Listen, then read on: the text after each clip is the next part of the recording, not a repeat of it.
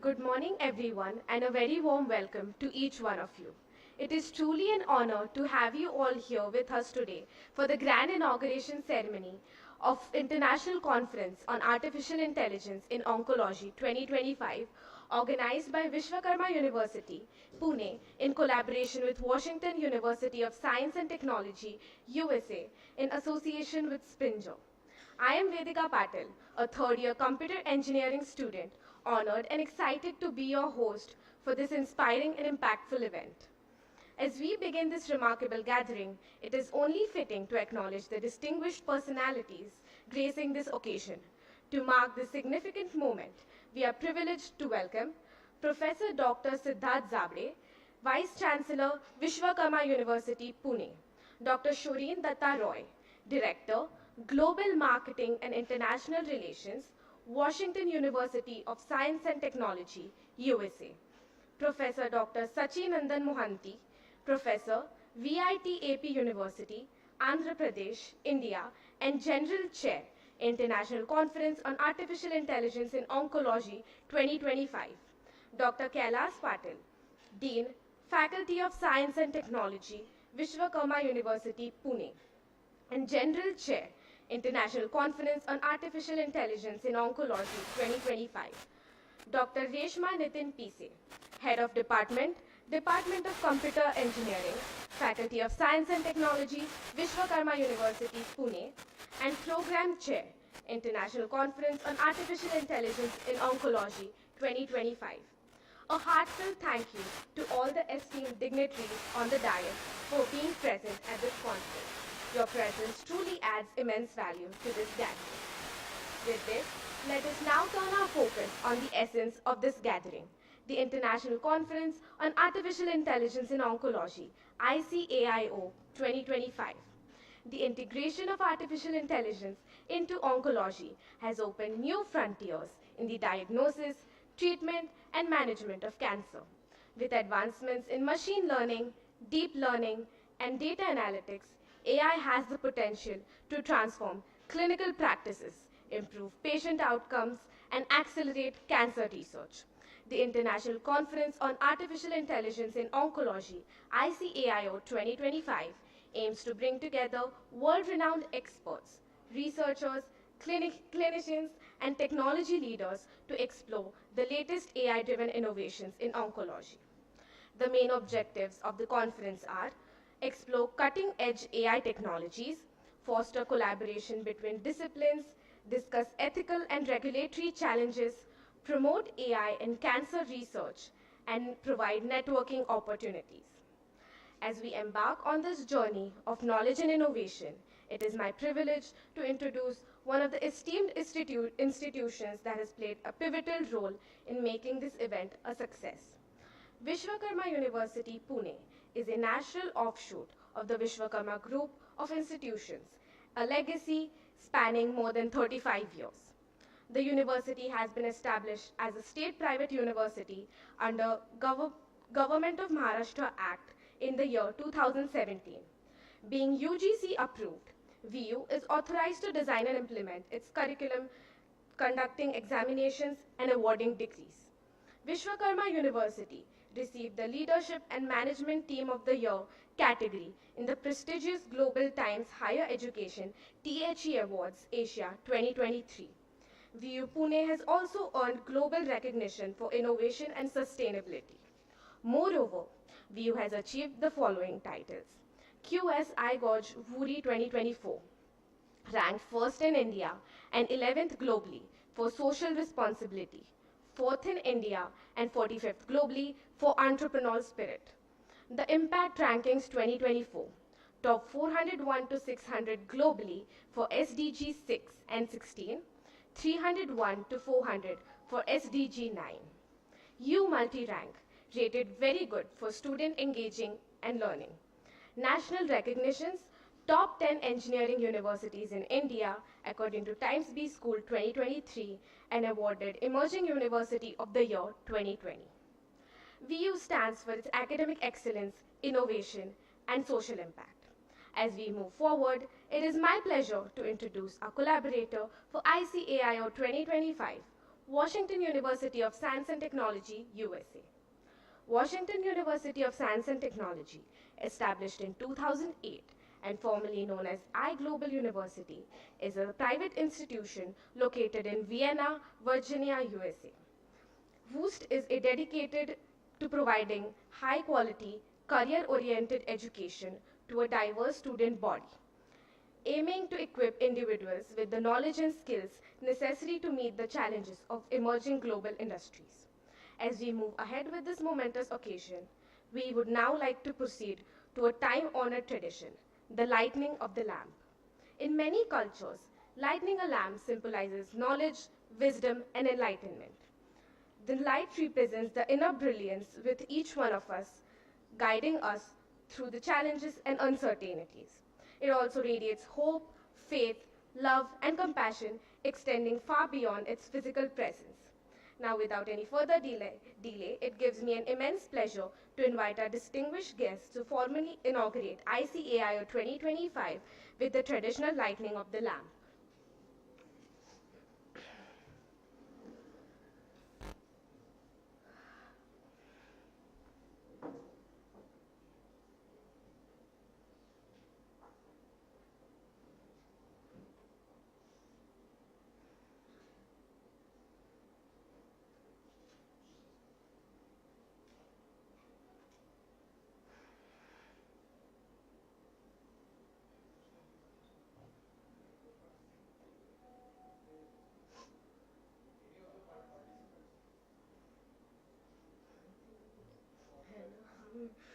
थोड़ा थोड़ा बीच में ये अच्छा okay yes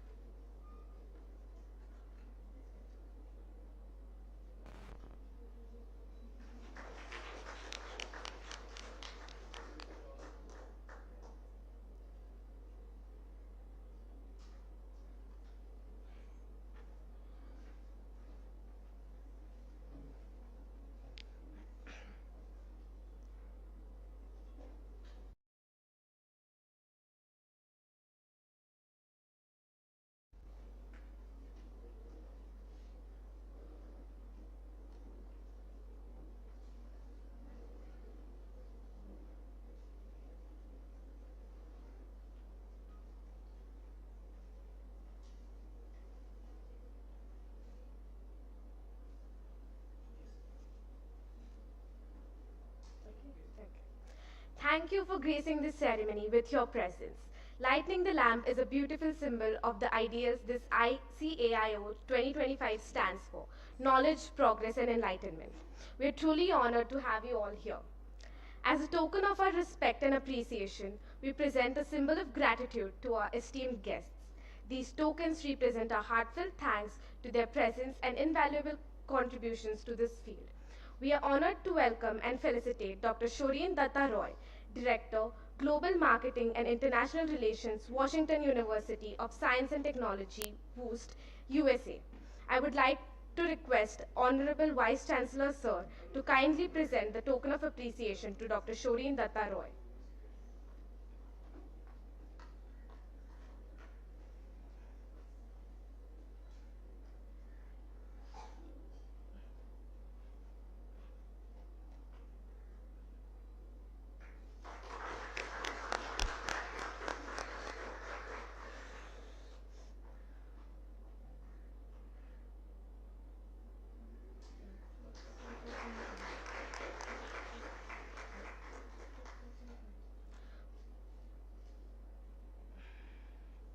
We are also honored to welcome and felicitate Professor Dr. Sachinandan Mohanty, Professor at VIT University, Andhra Pradesh, India.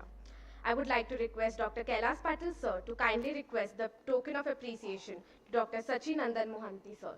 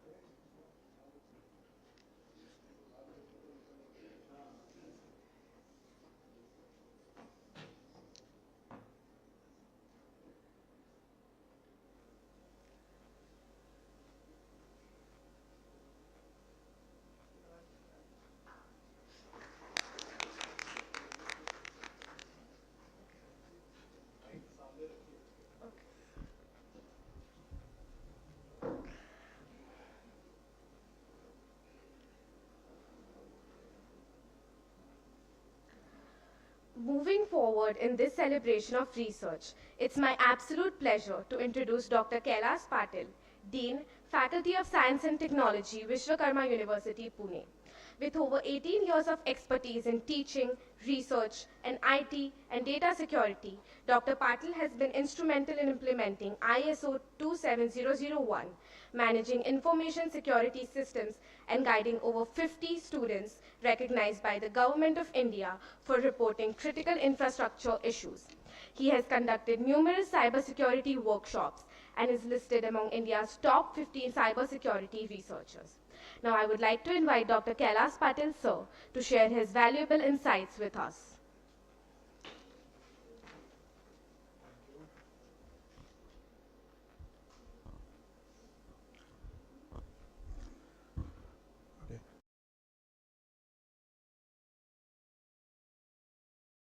Sir Saurin Roy Datta from Washington University Science and Technology, Professor Sachinand Mohanty from VIT AP University, Dr. Reshma Pise, respected industry experts, session chairs, researchers, delegates and students, a very warm welcome to all of you. Today we stand at the intersection of cutting-edge AI technologies and medical science, where artificial intelligence is not just transforming research, but also redefining the future of the cancer care. It is an honor to host this prestigious event, bringing together some of the sharpest minds from academia, industry, and as well as from the healthcare to exchange the groundbreaking ideas and shape the future of AI in oncology. Now, embracing this very spirit of AI, I would like to introduce the unique aspect of this conference. Since the theme of International Conference on Artificial Intelligence in Oncology revolves around AI, I will be leveraging AI-powered voice cloning technology to deliver the next segment of my speech, which demonstrates not only the power of AI, but also how seamlessly it can be integrated into real-world applications. It is my honor and privilege to welcome you all to the International Conference on AI in Oncology, hosted by Vishwakarma University. This Springer Nature Conference serves as a platform for researchers, healthcare professionals, and industry leaders to engage in meaningful discussions on the transformative role of AI in oncology. We are proud to share that accepted papers from this conference will be published in Springer Nature Conference proceedings, contributing to global knowledge in AI-driven healthcare. We received research contributions from both national and international participants, reflecting the growing global interest in AI applications for early diagnosis and personalized healthcare in oncology. As AI continues to push the boundaries of medical research, this conference provides a vital opportunity to collaborate and inspire innovation in AI-powered cancer care solutions. A special note of appreciation to our industry experts who have joined us as session chairs, offering their valuable insights and bridging the gap between academia and industry applications. So, as you just witnessed, AI is no longer confined to theoretical discussion, but it is actively shaping how we interact, how we communicate, and how we innovate. So let this conference be the testament to the incredible possibilities AI holds on oncology research and beyond. To facilitate a seamless and inclusive experience, this conference is being conducted in hybrid mode with both offline and online presentation. The paper presentations will commence at 11:50 a.m. In 6 parallel rooms located in the building number 2 of Vishwakarma University. We encourage all the participants, whether joining physically or virtually, to actively engage in discussion and collaboration. I extend my deepest gratitude to our Vice Chancellor Sir, distinguished guests, industry experts, session chairs, keynote speakers, researchers, and the entire organization team for making this conference a reality. Your participation and contribution will drive new innovations, foster collaboration, and inspire future breakthroughs in AI-powered cancer research. With this, I once again welcome you all to this International Conference on Artificial Intelligence in Oncology. Let us embark on the enriching journey of knowledge, collaboration, and impact. Thank you. I wish you all successful and insightful conference. Vishwakarma University, maximizing human potential. Thank you.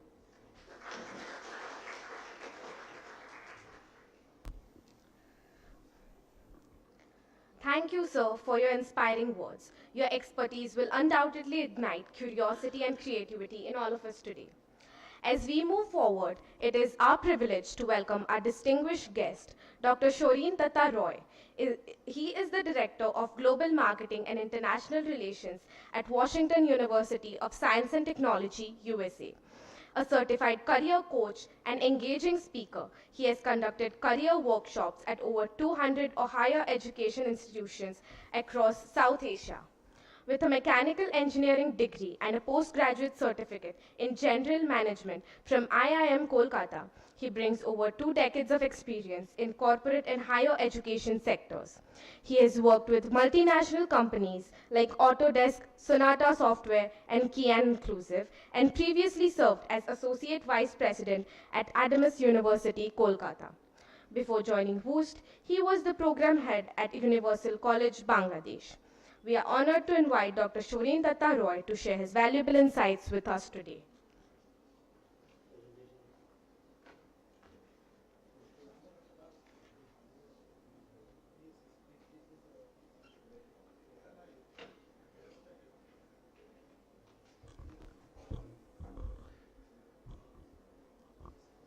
The video will be running after this. Okay.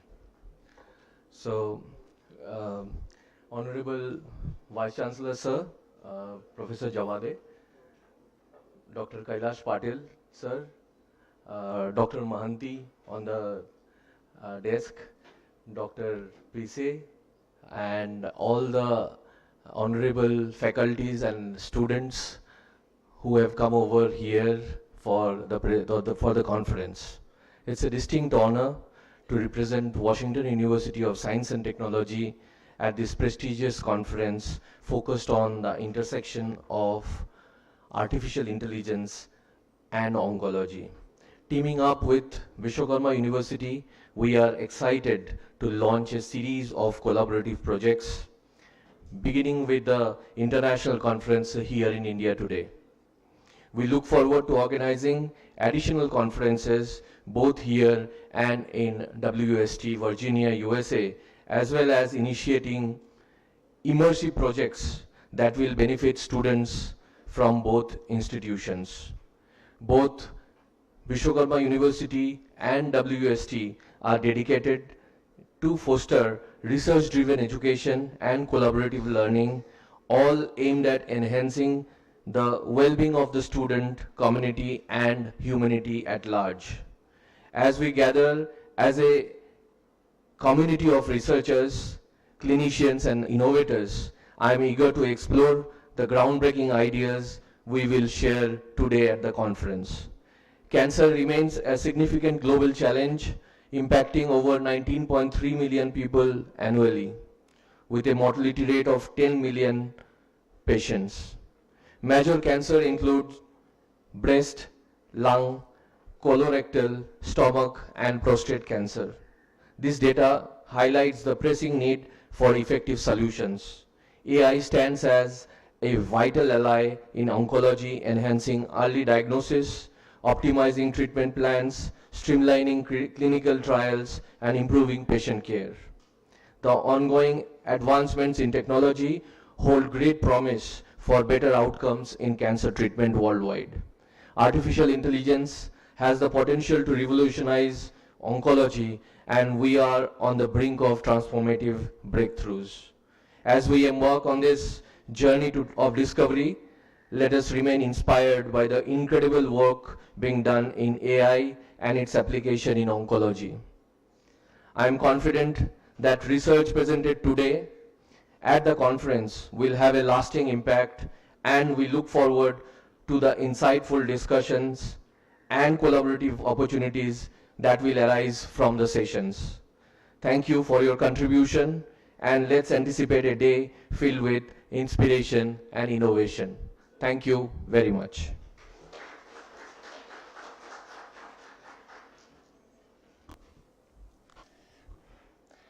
Thank you for your time and thoughtful words, sir, which have surely inspired and enriched us all. Moving ahead, it is our honor to welcome an esteemed researcher and academic leader, Professor Dr. Sachinandan Mohanty, Professor at VIT-AP University, Andhra Pradesh, India.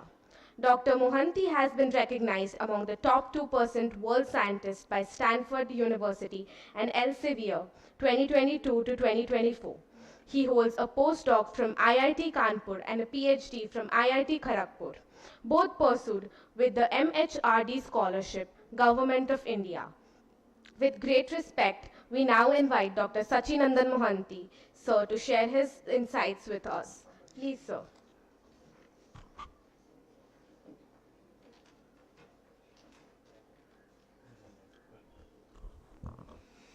Suprabhat, Professor Dr. Siddharth, Vice Chancellor of University, Professor Datta, Director Global Marketing, Washington University, Professor Dr. Kailash Patel, Dean Faculty of BU, Professor Reshma, Program Chair of this conference. Of the dais, Professor Sital is the convener, key person of the ICAIO 2025. All Dean, Director, paper presenter, and delegates, all TPC member, media persons, and dear student. This conference, very focused conference. We are planning how AI will be helpful for the identify the early detection of cancer. As per ICMR result, we can call the Indian Council of Medical Science. They identify day by day the cancer disease is increasing 20 to 30%. So in 2050, they target every 5%, 3 ladies will be affected by the cancer. Since AI application everywhere, why not AI application in medical science? For example, robosurgery, then brachytherapy, then immunotechnology. So why will we reduce the cancer? Cancer is curable, but main things you have to identify the cancer. 99% cancer diagnosis at early stage is very difficult because of you will diagnosis and add up 30, third stage or fourth stage, that time what happens, survival rate is very difficult. So how to proceed in such a way that the early detection of cancer may be fast stage. If you go to fast stage, then 100% is curable. Professor Jayant Hoda is from Tata Memorial, he will come today. He will deliver how number of patients gradually increases. So as today, a new registration will be having 4,000 every day, the new registration cancer will be coming. So why not AI technology will be so implemented in such a way that the awareness of the among the publics, so that you can apply the AI technology, you can get the easy diagnosis. And another is treatment. So AI can application all the various, one is the treatment, then the planning, then the coordinations. So treatment is most important. So human being maybe did a mistake, but you can robot surgery, you can give the important programming in such a way that only the surgical strike can extract the operations, right? So that's why, and another thing, so in my keynote talks, I will tell you how the AI is applicable for different type of cancers. In my after innovation section, my keynote talk is there. Details I'll tell you. So one thing I tell you, you can apply your knowledge. A knowledge will be upgraded in terms of your AI you can find, but you don't take decision on AI. AI will give the sample of solution, but you apply your own knowledge, own intelligence to take the decision, which decision is appropriate, whatever the AI is given. So as you know nowadays, in Viksit Bharat in 2047, the Indian is planning how the AI will be given global market in case of education, in case of technology, in case of infrastructure, in the health sector also. So as of my knowledge, I can tell the IT plus IT is equal to IT. So IT means information technology. What is information technology? Everybody know. Then another IT is the Indian talent. You people are Indian talents, right?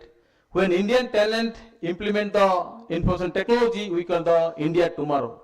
So we'll see in 2 days for this conference, we can very fruitful for you. We'll see how we can implement your work, and you can interaction with your faculty member, interaction with your keynote speaker, and you will get the conference. You can how to actually area how the people are working in different area of the cancer. Thank you very much for inviting me. So we'll be see in the next keynote speaker again. Thank you.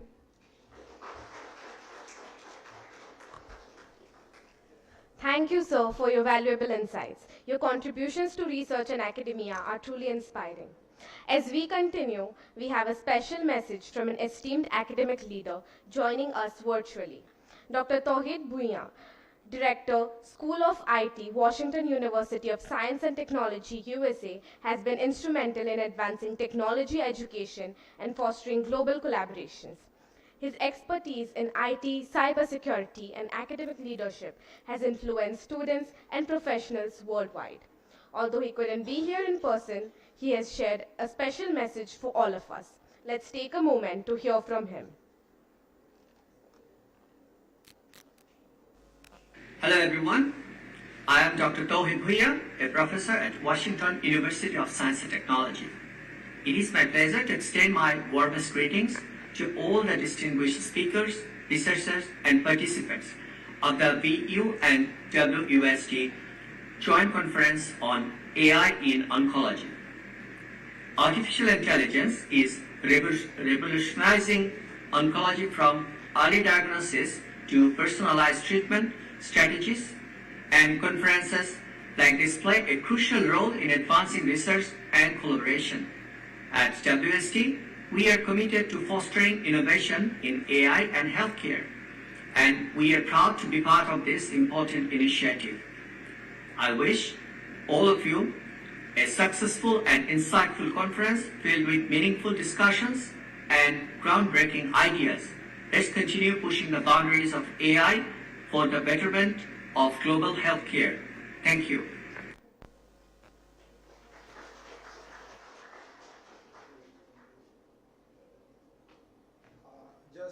I would just like to add one more thing here, and we are really thankful to Professor Tauhid because he had a heart attack, and but he promised that he will speak in the inauguration of the conference.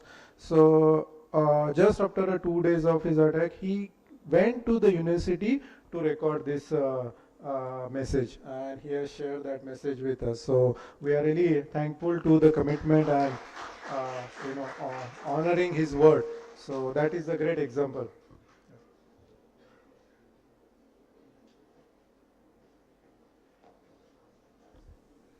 We extend our heartfelt gratitude to Dr. Tauhid Bhuiyan for sharing his insightful message among us. As we continue enriching this session, it is our privilege to introduce another distinguished leader whose contributions to education, research, and innovation have created a lasting impact. We are honored to welcome Professor Dr.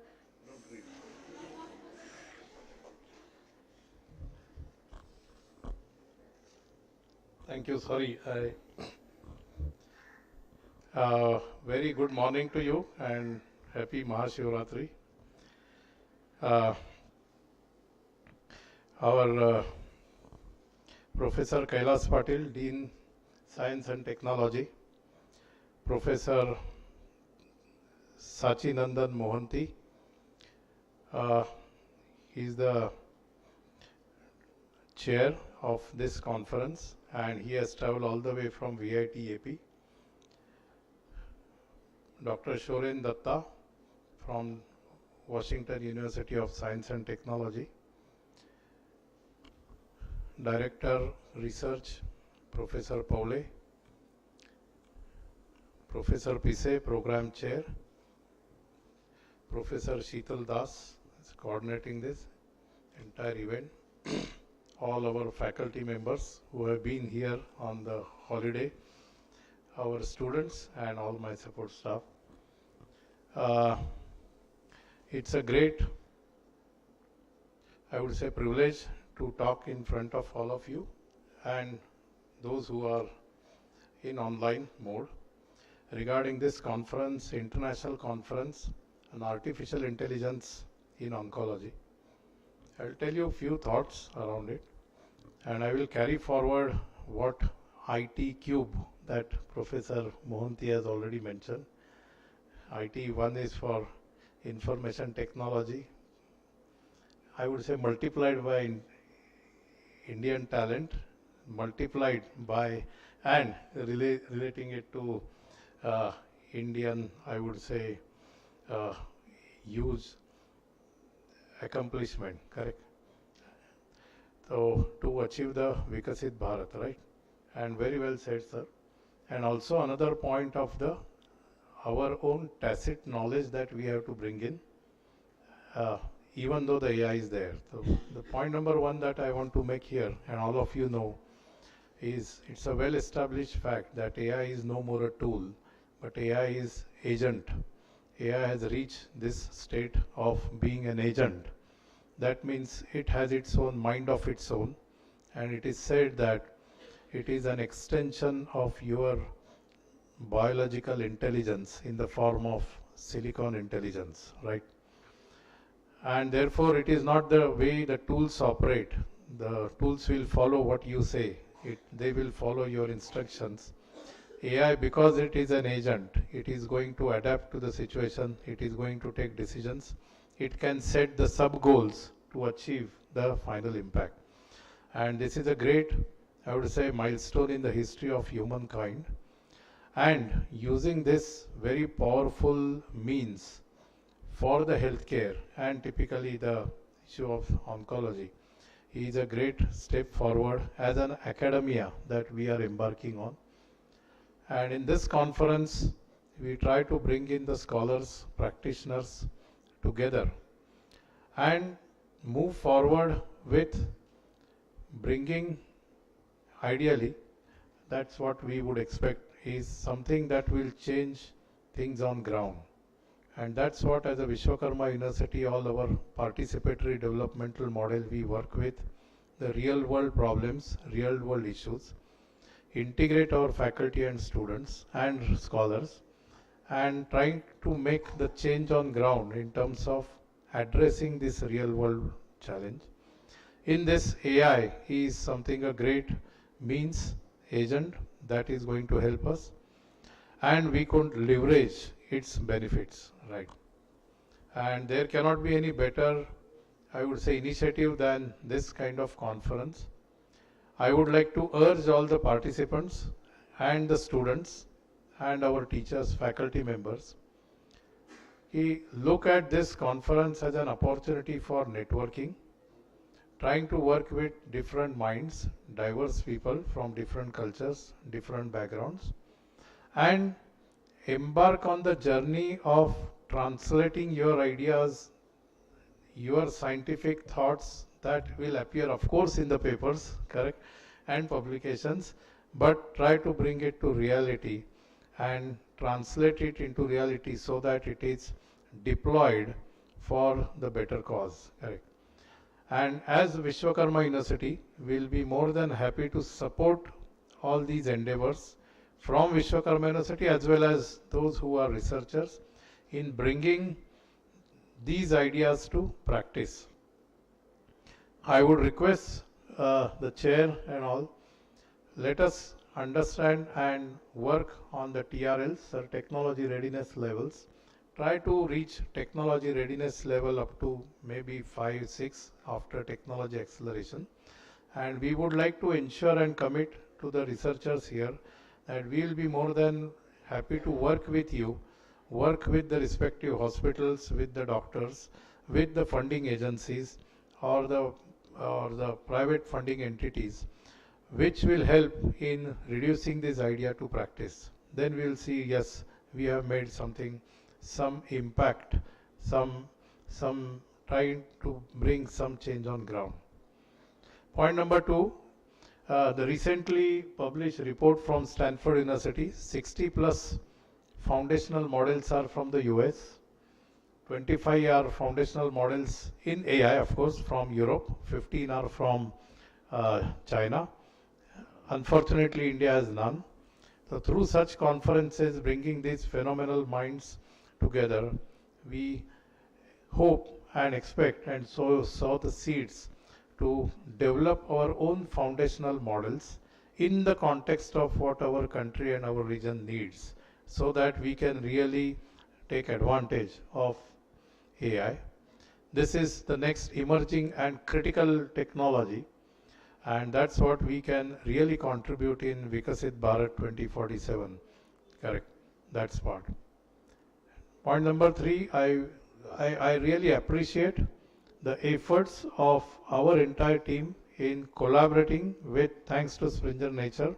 Thanks Professor Mohanty for bringing Springer Nature to us.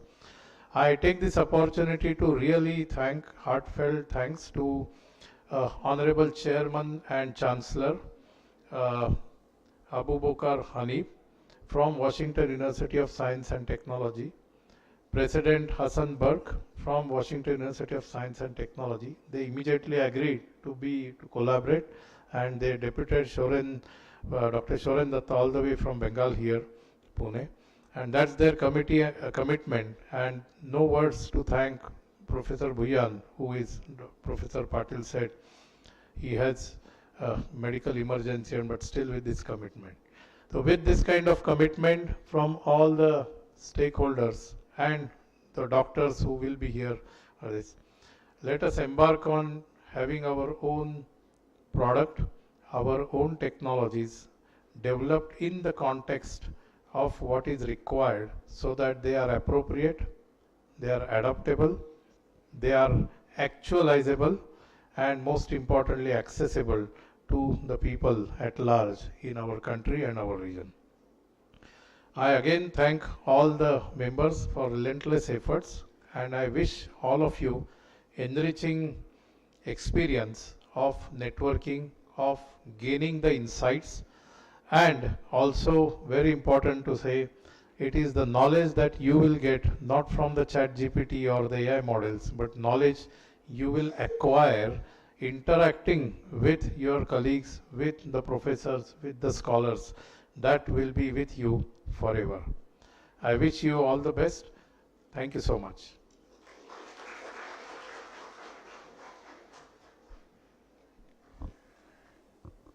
Thank you, sir.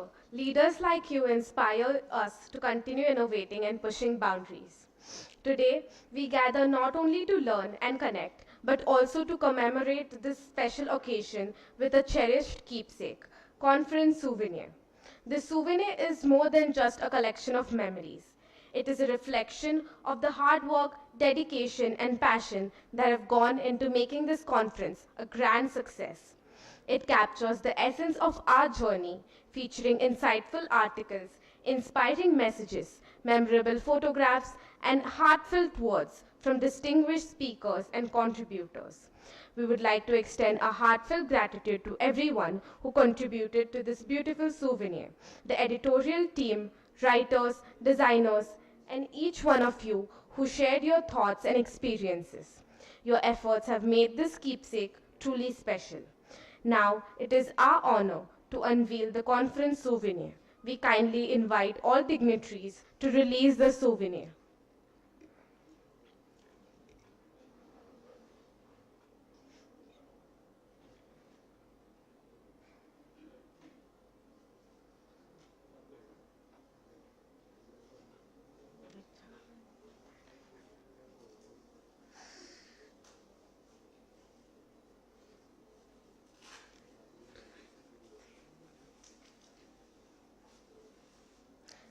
Ladies and gentlemen, let's give a big round of applause for this beautiful creation.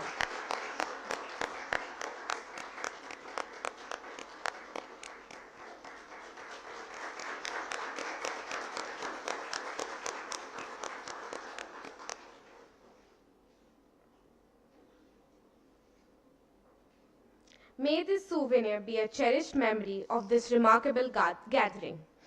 As we draw close to this remarkable inaugural ceremony of the International Conference on Artificial Intelligence in Oncology 2025, it is time to express our heartfelt gratitude to all those who made this event possible. To do the honors, I would like to invite our program chair, Dr. Reshma Nitin Pise, Head of Department of Computer Engineering, Vishwakarma University, whose vision and leadership have been driving force behind this conference, to deliver the vote of thanks.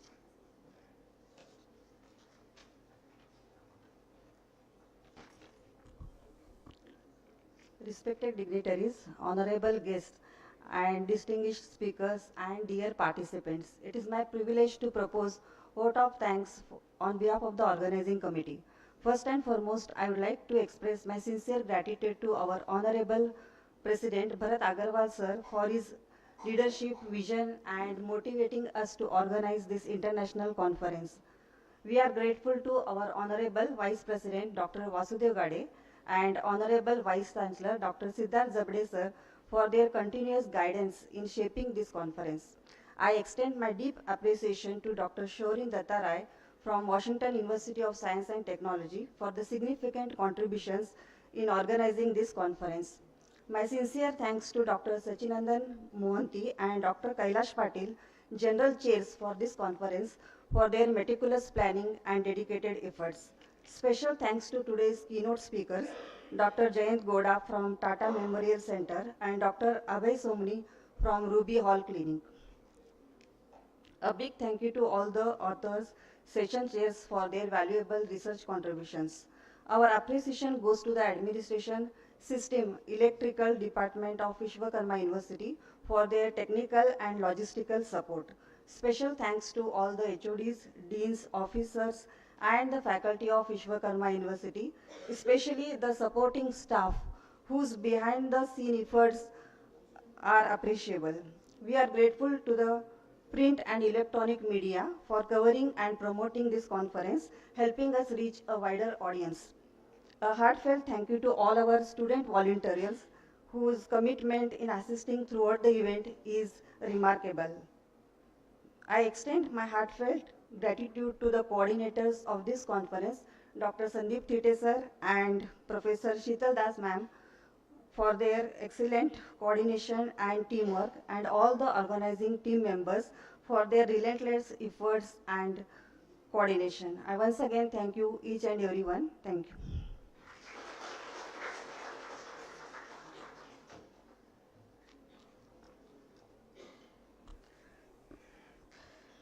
Thank you, everyone. I now invite you all to come forward for a group photograph.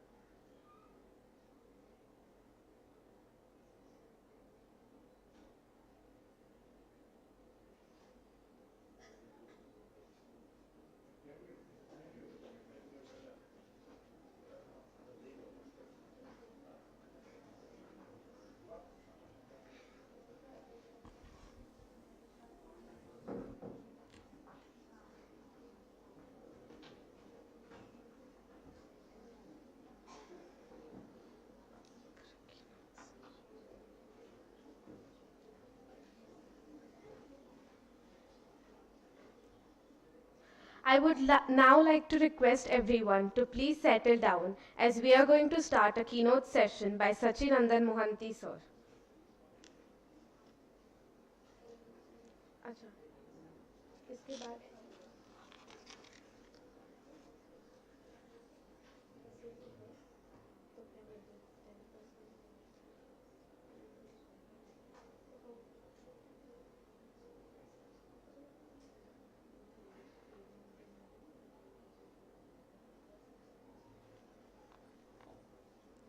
With this, we conclude the inaugural session, and we will proceed for the keynote session by Sachinandan Mohanty sir at 10 a.m. sharp. Thank you.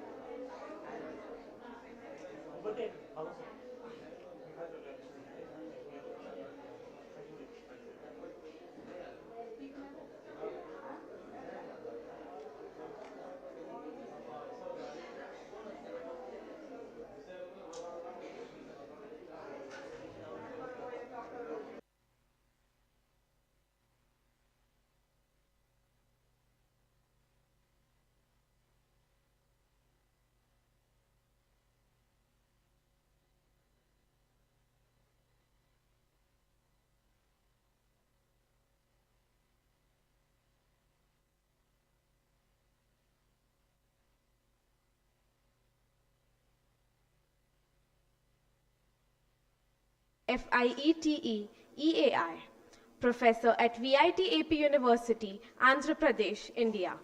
Dr. Mohanty has been recognized among the top 2% of world scientists by Stanford University and Elsevier for 2022, 2023, and 2024. He completed his postdoc at IIT Kanpur and earned his PhD from IIT Kharagpur, supported by an MHRD scholarship from Government of India.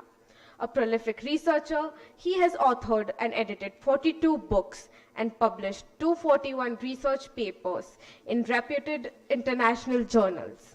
His expertise lies in data mining, big data, cognitive science, AI, and computational intelligence. He has also guided 9 PhD scholars and 23 postgraduate students. Dr. Mohanty has received multiple Best Paper awards, including an international conference in Beijing, China, and was awarded the Best Thesis Award, first prize, by the Computer Society of India. He has also secured 4 international travel grants from the Government of India's DST SERB for presenting research papers and delivering keynotes globally. He is a fellow of the Institute of Engineers, FIE, and IETE, an ambassador of the European Alliance for Innovation, EAI, and a senior member of the IEEE Computer Society. Additionally, he serves as a reviewer for top-tier journals like Elsevier and Springer. With such an illustrious academic and research profile, we are privileged to have Dr. Mohanty with us today. I would now like to request Dr. Mohanty to proceed with his keynote. Thank you.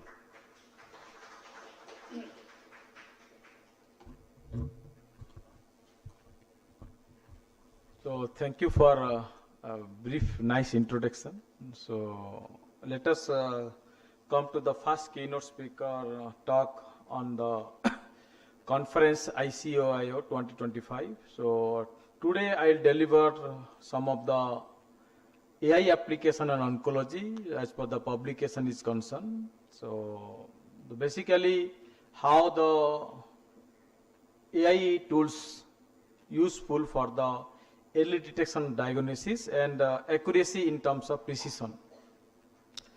The talk basically two parts. So I'll give you the brief introduction of the convolution neural network. So how it will be the fundamentals, then come to the application part. So you have any doubt, you can interact with me any point of time. So topic basically we can call the clinical decision making, innovations and the medical imaging. So this is the online YouTube link you can access. Those are from the outside of this university. They are joining in the online. So the outline, so as I told you, the AI in radiation therapy, the application of AI in radiation therapy. Then convolution neural network, I'll give you 2 or 3 more example in briefs. Then what are the feature restrictions are there on the basis of CNN application. Then what are the current tools and analysis? What are the tools are there for analysis and the performance evaluation and case study on the basis of some publications. And what is the current limitation and future of AI in radiation oncology. So when you take the decision on the basis of your experience, so you don't take any AI help. AI will gives the list of options. So you have to find which option is appropriate. That you have to take on the basis of your intelligence. This is a recent message by the ICMR. You just look at the February 24, yesterday, the Times of India news. They identify 3 in 5 individuals in India die after cancer diagnosis of women affected by the different studies. This is not our study. This is called the Indian Council of Medical Research. They identify yesterday newspaper. Then India is the 3rd rank after China, then US. The India is the 3rd rank where the mortality rate will be increases in terms of cancer diseases. This is another study, the Times of India, you can call the February 4th, right, of 2025, 2 weeks before. Southeast Asia cancer death, exponential rise, 85% by 2050 by WHO. World Health Organization they identify on different survey. In East Asia region, that means you can call the Bangladesh, India, Bhutan, Democratic Republic of Korea, then Indonesia, Maldives, Myanmar, Nepal. So they expected every 5 female, 3 will be affected by the cancer. Now you see very important issues. So how to survive your health in terms of we can affect by this. This is the survey of the WHO. Now, business standards in November 29, few months before, they're saying that the cancer killing every year 2,200 people in India, basically from the UP, Maharashtra, is the biggest 2 city, we can call the 2 state in among the India. So this is a state-wise survey. They identify only the UP and Maharashtra because the number of population is high. And 2,200 people per day they will die. These all are the reported by the Indian Council of Medical Research. And across the cancer disease, 28% are from the cancer in women. 28%, right? Out of 100%, 28 from the female. This is the statistics says starting from 2004 to 2020. And recently survey was started on 2000, this is the survey report up to 2020. 20 up to 2024 is survey is going on. The blue color represent the male and the red color represent the females and the green color represent as on total. You see from the graph data visualization, the cancer rate death, or you can call the total cancer patient, this is including all the cancer. Head and neck cancer, cervical cancer, breast cancer, prostate cancer, all the cancer, right? Gradually increasing 2 lakhs to 14 lakhs. So last 16 years, if you start from 2004 and 2020, last 15 to 16 years, how the cancer death will be exponentially increases. Now the graph also showing you see by death, you can say one by one, you can say by every year. So how estimated mortality of cancer rate This is only for the Indian is concerned. You are not considering about the any other country like US and UK. This graphical says data visualization on terms of different type of cancer. So basically breast cancer from the female, also male. Then we can call the head and neck cancer in the both male and female. The lung cancer basically male with respect to female, but female lung cancer little bit less as compared to the lung cancer of the male. Now cervical cancer you can call the female is too much 60% across the India. Then other cancer like stomach and pelvic cancer are the very less as compared to the statistics given by 2020. This report is given by the National Cancer Registry Program by the India. Then research in AI gradually increases in healthcare sector 2018 onwards. And research in AI not only in one domain, the cancer disease, we can call the other domain also. Just like a treatment and planning also you can apply AI. Similarly, you can put a patient care and management also you can apply AI. So these are the we can call the across the disease. We can adaptive planning, dose prediction. So dose prediction means suppose a chemotherapy is there or radiation.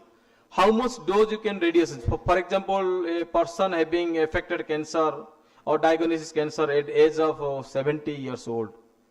So the dose what you are providing 70-year-olds, that same dose may not be applicable for the 30 years old. So dose will be varies, right? Then how the AI will be applicable for the dose prediction, then outcome of the prediction, the patient care management, then image segmentation. Lot of work happen in image segmentation. So image segmentation means we can supply the data or work only the image segmentation. Suppose maybe X-ray images for the lung cancer, or you can call the MRI images or CT images or PET scan images. You supply the data as input, and your AI tools or application will tell us what is the size of the tumor and we can location of the tumor in that particular region. Then the total cancer you decide in total 100%, so we can call the every 100 the brain tumors having brain cancer having 30, and HN means head and neck 65, thorax is 57, abdomen is 26, pelvis 64, bone cancer 5, and several is the 22. So every 100 these are the data you can supply by the WHO. Estimated burden of cancer. So as per the global cancer obesity, they say that estimate number of from 20 to 2050, male and female, starting from age 0 to 85 plus. So here what happened, the male cancer basically too much more in terms of million, the mortality rate also male is more. So these are the study they are expecting in the International Agency of Research on Cancer, associated by the World Health Organizations. So this is the study has done by the cancer, we can call the topic of the cancer tomorrow. This is development by the AIRS department. Now coming to how AI will be helpful for the cancer diagnosis. First is treatment planning. So many companies, they develop some product. For example, Mirada Medical, they developed a product in 2008. So fully independent company, they can self-developing world-class medical imaging software. That means you supply the images, automatically they will identify what sort of dose optimizations by using ML technique or optimization radiation of the dose distributions. Then another tools are there, softwares are there, we can call the software like Subtle Medical's adaptive radiotherapy. So what is adaptive radiotherapy? Suppose a person having lung cancer, so how much radiation will be supplied, or the tumor board will be decide, radiation, then go for the chemotherapy, then go for the surgery. So that depends upon the expert teams who will be identify how to decide which type of treatment will be given. For example, breast cancer. So you cannot go for directly the surgery. So what will do first, you go for the chemotherapy, 10-15 cycle, then go for the radiation. So when cancer cell will be suppressed, then you go for the surgery. If you go directly surgery, the cancer cell will be, during surgery what happens, that will spread throughout the other part of the body. So what happens, the breast cancer will be recovered and automatically they can affect it to lungs and the heart. So that's why we can suggest, the doctor can suggest, first go for the 10 to 15 cycle, that depends on what is the stage of your cancer. If your cancer is third stage, so you definitely will go for the chemo 15 to 16. Nowadays, what is the meaning of the chemotherapy? Chemotherapy, what happens, there is one of medicine will provide you. What is the side effect of chemotherapy? Chemotherapy will be kill your cancer cell and other peripheral cell also. Those are the active cell, which is the immunity power increasing, that is cell also they can kill. So chemotherapy unable to identify who are the cancer cell and who are the other cell, active cell. New technology came, that is called immunotherapy. So immunotherapy, the Sun Pharma developed the patent, that immunotherapy, and immunotherapy, if you supply the immunotherapy, so what happened, the immunotherapy will be identify who are the cancer cell, who are the, we can call the aptic cell of your human body. The immunotherapy will kill only the cancer cell. They identify who are the cancer cell. So that will identify, that kill that. So what is actually cancer cell? They exponentially increases the population, the cancer cell who can fight with your cell, who can create the immunity power. So that what happens, the immunity power will decreasing. So chemotherapy, the cancer cell will be given the more powerful than as compared to the other active cell. So immunotherapy will provide, so immunotherapy will suppress the cancer cell and the given boosting to your other cell, we can, healthy cell, we can call the right. But immunotherapy is very, very expensive. One cycle it need 2.5 lakhs. So 5 cycle you give to pay and less 5 cycle they give it free of cost. That is the patent up to 2026. And other company also, Dr. Reddy's and other company also, they develop the immunotherapy. But that is not coming to market because the patent rights up to the Sun Pharma. So 2025, after 2025 July, the immunotherapy cost will be reduced. Now treatment delivery, you can call the real-time monitoring. One software is called the pronoun software. The pronoun software by the, we can call the, developed by the IBM Watson also. And another IBM Watson, they produce one outcome prediction, predictive penalties, that is only for the breast cancer patient. So there is a product, is called the outcome prediction. So you have to purchase that product. So you give the information of the, we can call the, of the particular patient having the breast cancer patient. So it will give the treatment planning, then how much food intake, what type of calorie you have to intake, that will be given by this particular product. Then workflow efficiency and research development, we can call a personalized medicine.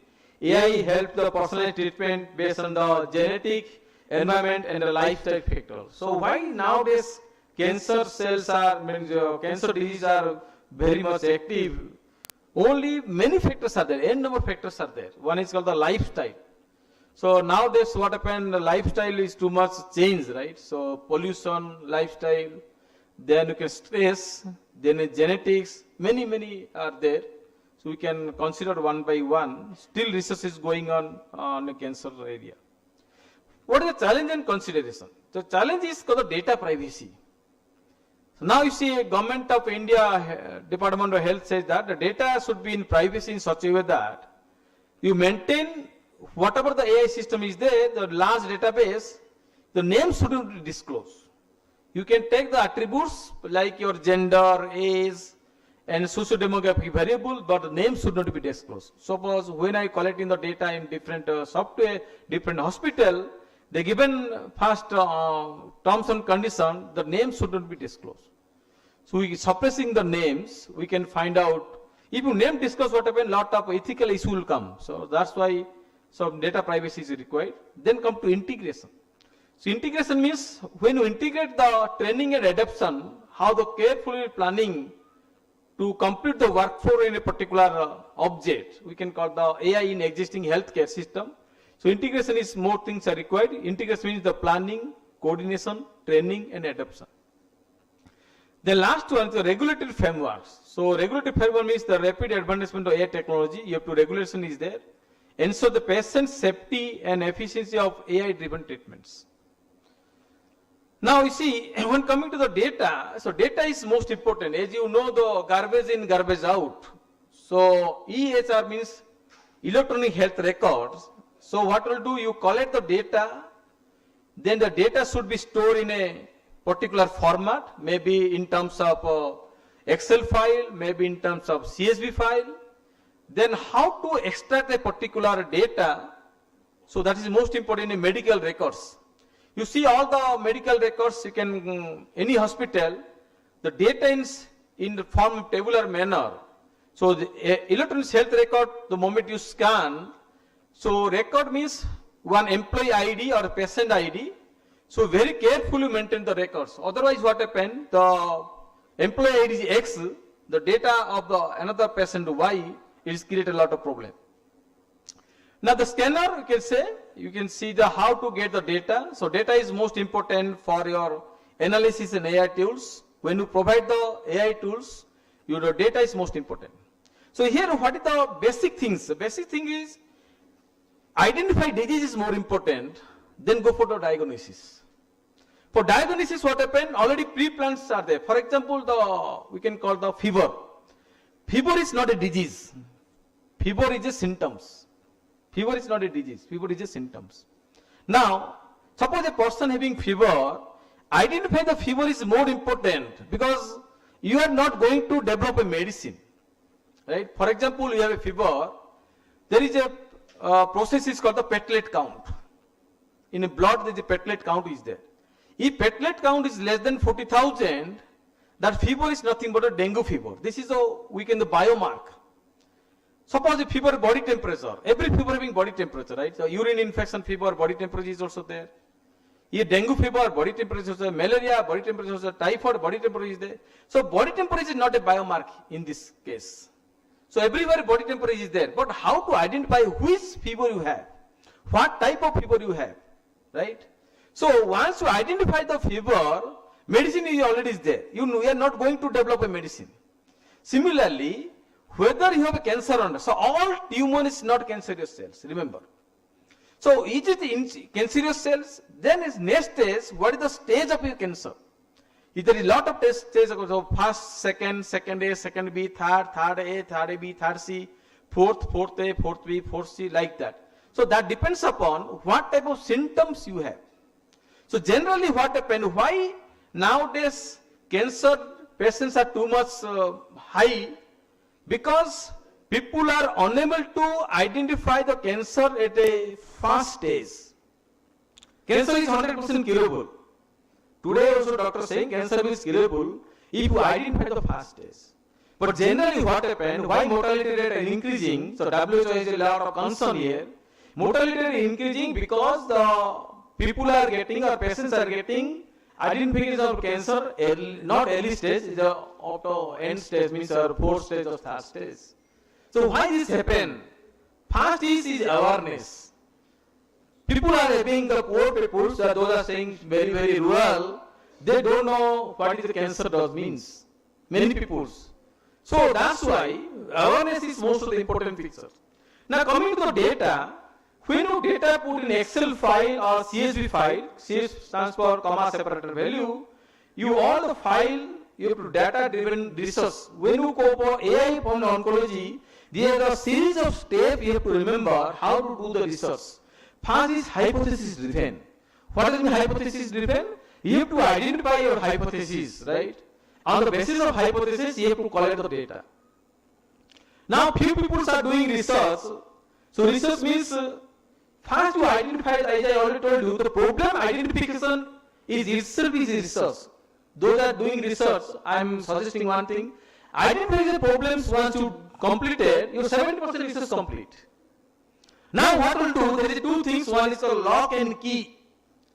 So few students are my scholar, they find the key, then push which lock will be fit to that particular key. That is very, very dangerous. First you identify the lock. Once you identify lock, then you can design the key. It's not like that first you come to methodology, then which methodology fit to which problem. That is not happen. Research means identification of the problem. Once you identify the problem, your 70% research is completed. Then you can apply which methodology fit to that particular problem. Then you apply some analysis. Then output is called the interpretation. You have to interpret. Research is nothing but a justification. Suppose you can see 20-30 years back, there is a medicine called the Septran. You might be heard those are Septran. The moment you fever Septran, you will give the Septran. Now market Septran is not there. Now go to 30 years back, there is called the penicillin injection is there. Any accident happen, anything happen, give the first penicillin injection. Now there is no penicillin injection is there. So why? Because your knowledge, your technology are upgrading every day. So you have to apply how the new biomarkers who can identify the disease. Then after analysis, you have to interpret. Interpret means your knowledge you have to apply why my methodology gives more accuracy on the basis of this parameter. Then you can use the validation. Your data must be validated with some other you can call the output of the data. You have to find the technical or clinical validation must be there. Coming to data driven, so data collection is most important. Data collection is two types. One is called the primary data collection, one is called secondary data collection.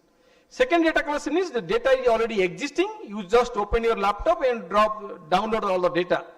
That is called secondary data. Primary data means you have to go to hospital, then you interact with the patient for socio-demographic variable and interact with the professor, those are oncology specialists. Then you collect the data. This is called the primary data collection. And data must be validated in terms of interpretation. Then you do the analysis. Then you have to check your hypothesis is done or not. If hypothesis is satisfied, then go for the new biomarker. Then finally go for the validation. You need to work in the technically or clinical validation. Now, as I already told you, the immunotherapy is one of the advanced cell you can find out. So you can real world immunotherapy is also working very well in case of all type of cancer, but that depends upon your stage of the cancer. If your stage cancer is 4 and 4 or end of the 4, so immunotherapy is not work. If the first and second stage of cancer, the immunotherapy will work. So immunotherapy is directly attack to the cancer cell, you can suppress the cancer cell. Now, when you write a particular research in the AI driven in oncology, so these are the various paths you have to follow. So first is the patient data you can collect in terms of your age, gender. I told you the name is not required. Age, gender, then a date of diagnosis, then tumor histology. Then you can find tumor histology means the size of the tumor, whether tumor is expand or not, like that. Then socio-demographic status, your parents, having parents or cancer or there or not. So that genetic issues there or not, that to identify. Then organ function. Then you can height and weight. So another parameter is called the weight. If your weight is reduced drastically, that means you can think is a chance of the cancer is there. Then collect the data, we can identify the action of the patient is digitized. The data must be digitized because the numeric data you have to analysis and store in a systematical way. Systematical way means the data must be in sorted way in like that you can store so that you can easily retrieve. Then after retrieve you can do the analysis. There is a tool is called the variant L-tracker tools. They can identify the provide the data. They can give the all type of tools. Now the high quality data, then can apply your ideas. So we can decide different type of, suppose you can call the upper amplitude or low amplitude. There are some parameters are there. So patient to patients vary. We can call the amplitude and the average amplitude. These are the varies and are different to high quality of data. Now come to radiomics. In radiomics, what will do, the two type of variables are there. We can call the features. There is one is the controllable and called the uncontrollable. Anyone can tell me what is controllable features analysis? What is the controllable features? Anyone can suggest me? give an example of the feature which is in on control. What do you mean by control features and uncontrolled features? Anyone can suggest? Control feature and uncontrolled feature in related to the patient. Okay, control feature means, for example, the feature in your control. For example, weight. Weight in your control. Suppose today is 80 kilo. You can do dieting or you can do exercise, the weight should be reduced. That is called the weight is control. Height is not control. Suppose your height 5 feet 6, whatever you can plan, height never reduce up to some limit. Suppose you are in 30 years old, your height is 5.6, you want to extend your height, is not possible. You want to reduce your height, also not possible. So height is not a controllable feature. Weight is called the controllable feature. For example, diabetes.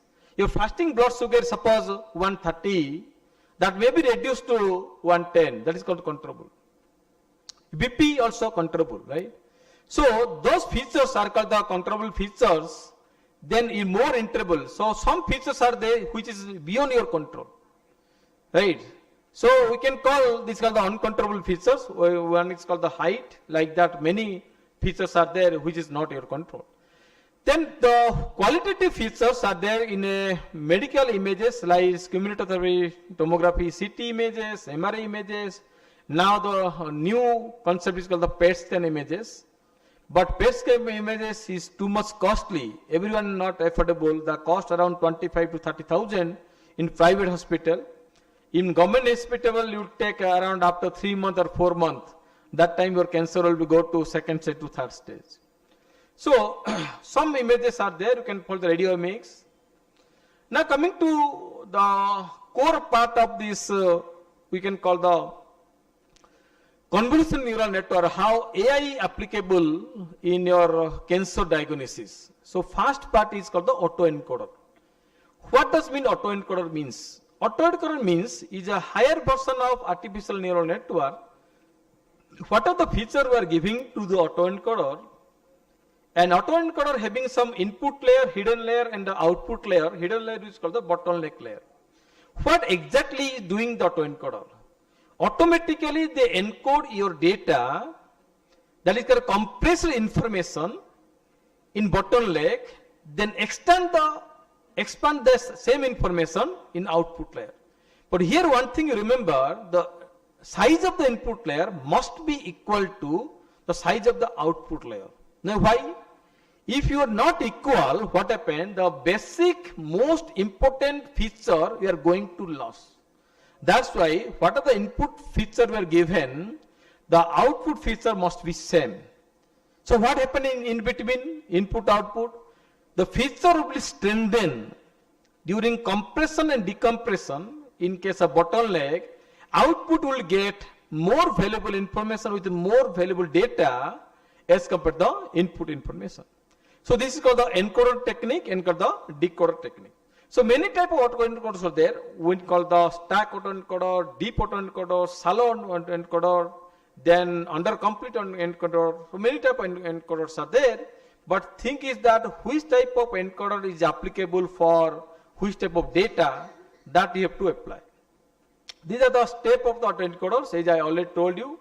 So when you find the encoder compression input data into the lower dimensional representation, and the decoder will be given the reconstructed to original input from the compressed representation. Now this is the graphical diagram how the autoencoder will be compressed and the decoder will give the same output. Now these are the different type of autoencoders, as I already told you, deep autoencoders, then stack autoencoder. So stack is nothing but a data structure stack you can implement here. So deep autoencoder means more than one autoencoder you can use. So the output of one autoencoder will be given to the input to the other encoder, like that. Now regulation is there. So here you can find when you do any type of analysis, particularly AI in cancer, your data set must be in balanced data set. Balanced means not exactly balanced data set, but more or less 90 to 95% or 90 to 90 or 80 to 90%, the data must be balanced data set. Balanced in the sense, the data must be affected by the cancer, not affected by the cancer. So affected by cancer, suppose 80% data is there. Not affected by the cancer, the 20% data is there. That is imbalanced data. If you apply imbalanced data, what happens? The chances of overfittings are there, right? So it is very, very difficult to identify the overfitting. The size of the data is too much large, so overfitting comes to picture. So try to avoid the overfitting and underfitting. So very difficult to get the just fitting the data in terms of regulation. Many type of regulations are there: L1 regulation, entropy regulation, entropy in terms of probability regulation. Now I'm going to explain here the very fundamental things. Why autoencoder people are prefer nowadays? Why not PCA? PCA stands for Principal Component Analysis. So what is the role of PCA? This is basically used for the dimension reduction. So what is the use of dimension reduction?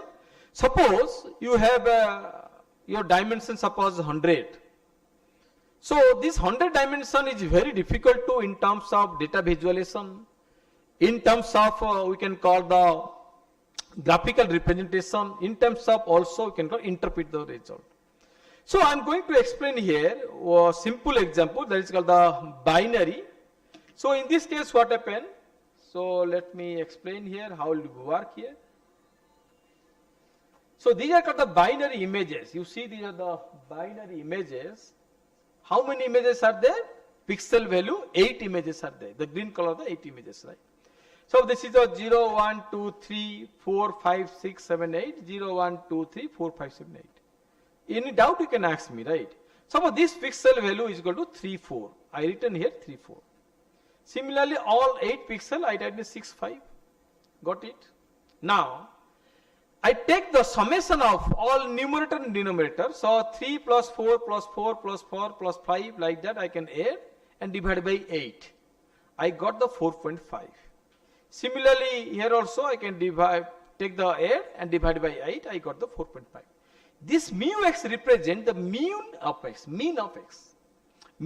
right? So this x is a vector. I got the mean.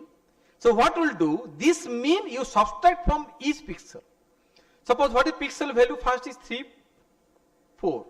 Then 3 minus 4.5. Then 4 minus 4.5. So 3 minus 4.5 how much? Minus 1.5. I make a minus 1.5. Then 4 minus 4.5 is minus 0.5. I minus 0.5. And this is called the x1 minus mu x. Then x1 minus mu x multiply by x1 minus mu x transpose. Transpose, you know, row become column, right? Now this value what happened? This is a row and column you define here, this one. So minus 1.5, 0.5, this become. When you multiply, you will get this value. And this value is nothing but x minus mu x multiplied by x minus mu x transpose for the 1 pixel x1. Similarly, x2, x3, x4, so on and so forth up to x8. So this is the example of x2. So similarly, you can do up to x8.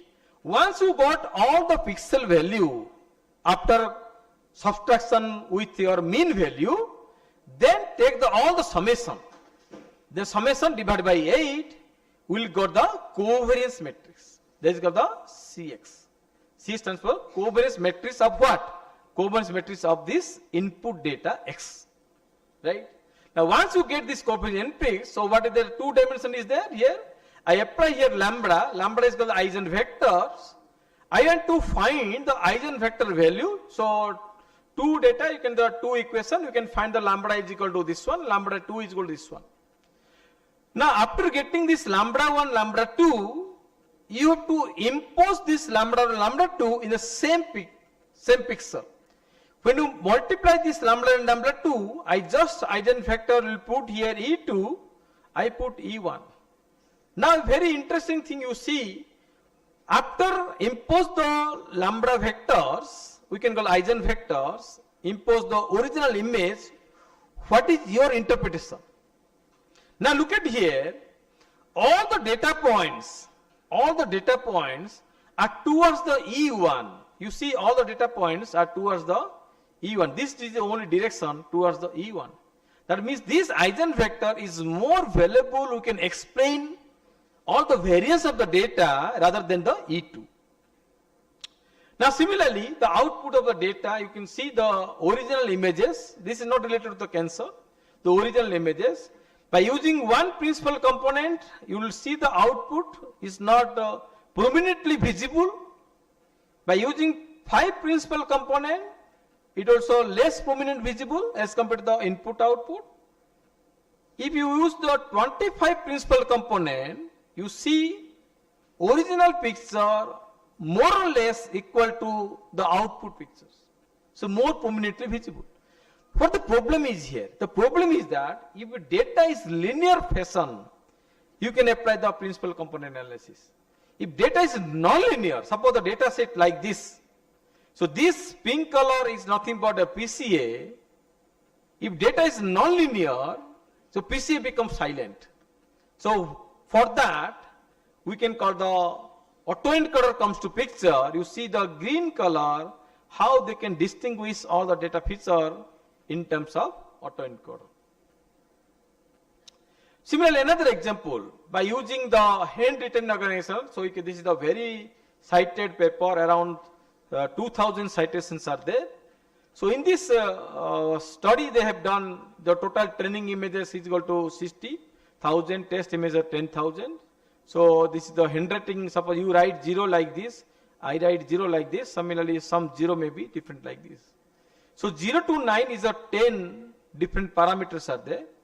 So how to use the autoencoder to classify which digit represent 0, which digit represent 1, like that, which digit represent by the 9. Now look at this picture. Anyone can suggest why these colorful images are there? Some dots image colorful. What the represent of this one? What is the significance of this color? Anyone? Here, how many digits are there? How many digits are there? Numeric digits, how many are there? 10. 0 to 9 is called 10. You look at here, 10 colors are there.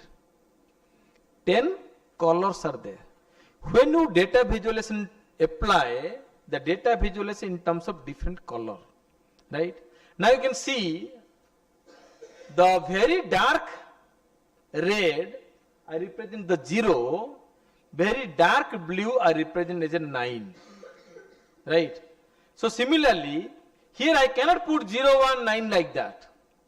So those are club of 0 that represent as a 0, and some blue are there that represent as a 9. Now you can see the first picture, principal component analysis they are using, all the data are overlapping each other. You cannot easily distinguish which one is 0, which one is 1, which one is 9 like that. And by applying two-layer autoencoder, you see compare the first output picture to the second output visualization, slightly you can agree 2 to 5% variation is there. If you use, now you can see the output of this picture. Now you can see, compare the output of the data visualization, picture 1 and picture 2, there is a huge difference is there. Now you see, all this color is a one cluster, this is a one cluster, this is one cluster. That means this all red represents as a 1, all this light blue represents as 6, all yellow represents as a 5, similarly the blue represents as a 9. I am not telling the 100% is correct is there, but you just compare the first output visualization, the last output visualization, so you might be happy with at least 90% data they can classify. Further study may be, see, improvement is always there, right? So here what happened, the 90% data will be classified. So this is the beauty of your autoencoder techniques. Now look at here, same thing, the same output, the original, this is the original images, this is the autoencoder output, this is a PCA output. If you compare the original with PCA, the PCA output, what happens, there is some image you can easily read out, no problem, but prominently not visible. The prominently not visible, but the output of the autoencoder, see, it is almost near about the input images. So prominently visible. So this is the beauty of the autoencoder. You can apply is compared to the PCA. So when you apply the PCA, your data is in linear way, you can apply the PCA. If data is the non-linear way, you can apply the autoencoder techniques. So these are autoencoder techniques, I already told you, deep autoencoder techniques. Now come to the convolution neural network. This is the, we can call the supreme tools, the convolutional neural network. So convolutional neural network having CNN, the abbreviation is called the CNN. Many type of CNN versions are there, right? We can call the, I'll tell you BGG16, BGG19, many tools are there. We'll discuss how the basic principle, how convolution neural network work. Convolution means there is a two function. Suppose f of x is one function, right? Suppose f of x function looks like this, and there is a function called the gs is one of the function. So gs function looks like this, right? Now, what is convolution means? Convolution means when two functions are integrate each other, convoluted, integration equal, f of n gx, the output looks like maybe like this. So why this happen? What are the features are there in f of function? What are the features are there in gs function that contaminate each other? For example, you are interacting with one person, X, you are interacting another person, Y. You extract the positive knowledge, or you can get the positive things, the person X, extract the positive things of the person Y, you integrate and you adapt it. That means whatever your positiveness is there, extract the positiveness X and Y, you implement so your positiveness will be increasing, right? So this is happening in a mathematical behind the convolution. And convolution is the linear time invariant and the linear shift invariant. Linear time invariant means, suppose x of t at time t, x1 plus x1 at time t, we can call the y of time t. So that means same time, that is called the time invariant, right? So in a particular time, if you apply what x perceive and y x2 is perceive, so how y will be react on the same time t, that is called time invariant. Similarly, linear invariant, the cross correlation as I also told you. Now, application of CNN, what is the output of the CNN? The output of CNN says, people are saying output of CNN is the result. Output of CNN is not a result. The CNN will gives optimized feature space. Optimized feature space means, suppose in your data set, you have 1,000 number of features are there. What are the features are there? For example, I will tell you your features. What are your features? Your age is one of the feature, your gender is one of the feature, your height is one of the feature, your weight is another feature, your food intake is one of the feature, for example, non-veg or vegetarian, like that. So these are called the one feature. Retina color is one of the feature, right? So these are called the one features, right? Your alcoholic or non-alcoholic, they are one of the features, so they are one of the features. Suppose the patient having 1,000 of features are there. So all these 1,000 of features are not applicable for to take the decision, right? So here what happened, if you apply all the 1,000 of features to the CNN will be tells as an output, these are the optimized features, you can take the carry forward to take the decision. So who will take decision? Now fully connected neural network will take the decision on the basis of your features. Now you can put a question, sir, why not you directly provide all the features to fully connected neural network? Right? Then why the need of the convolutional neural network is required? If you supply all the features of fully connected neural network, like previously 10 years back, people are working, that is called the feed-forward neural network, right? With the back propagation neural network, the computational time will be gradually increasing. So computational, I'll tell you one of the example is here, computational time will be increasing. Second thing, if you apply all the features to CNN, all the features to fully connected neural network, those are silent features, they will be suppressed by the high strength feature, right? So you will not get any chances. The silent feature what happens, sometimes also a very good opinion to take the decision parameter. So those are the high feature value, they suppress the low features value.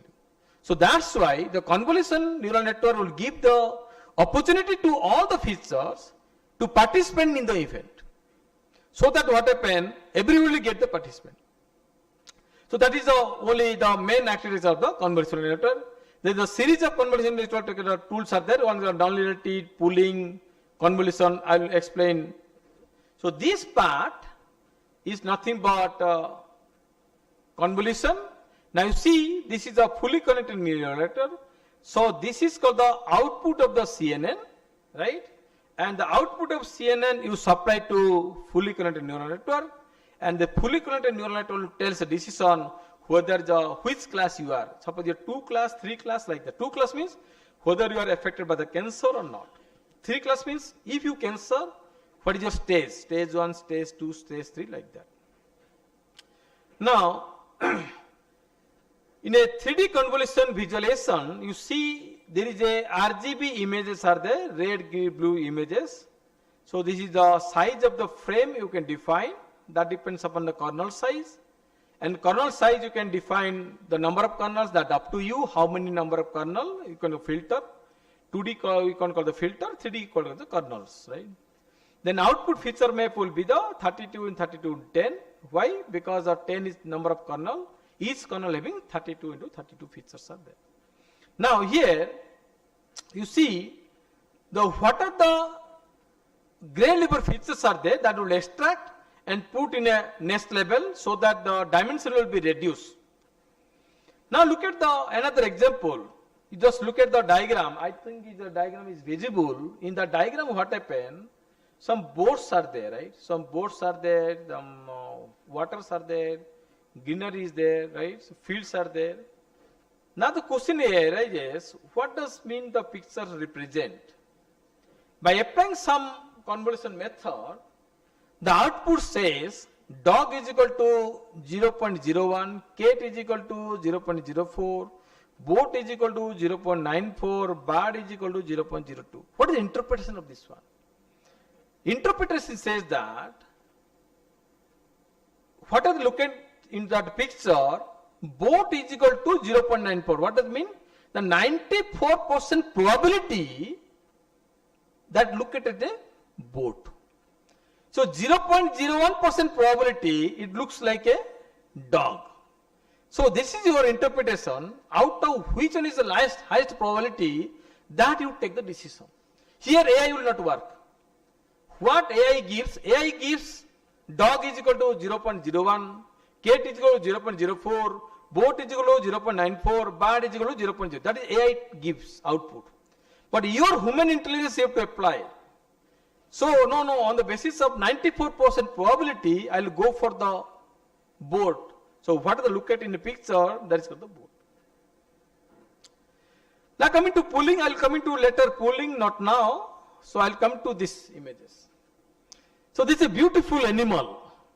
So that is called the koala. This koala basically looking in South Africa, not in India.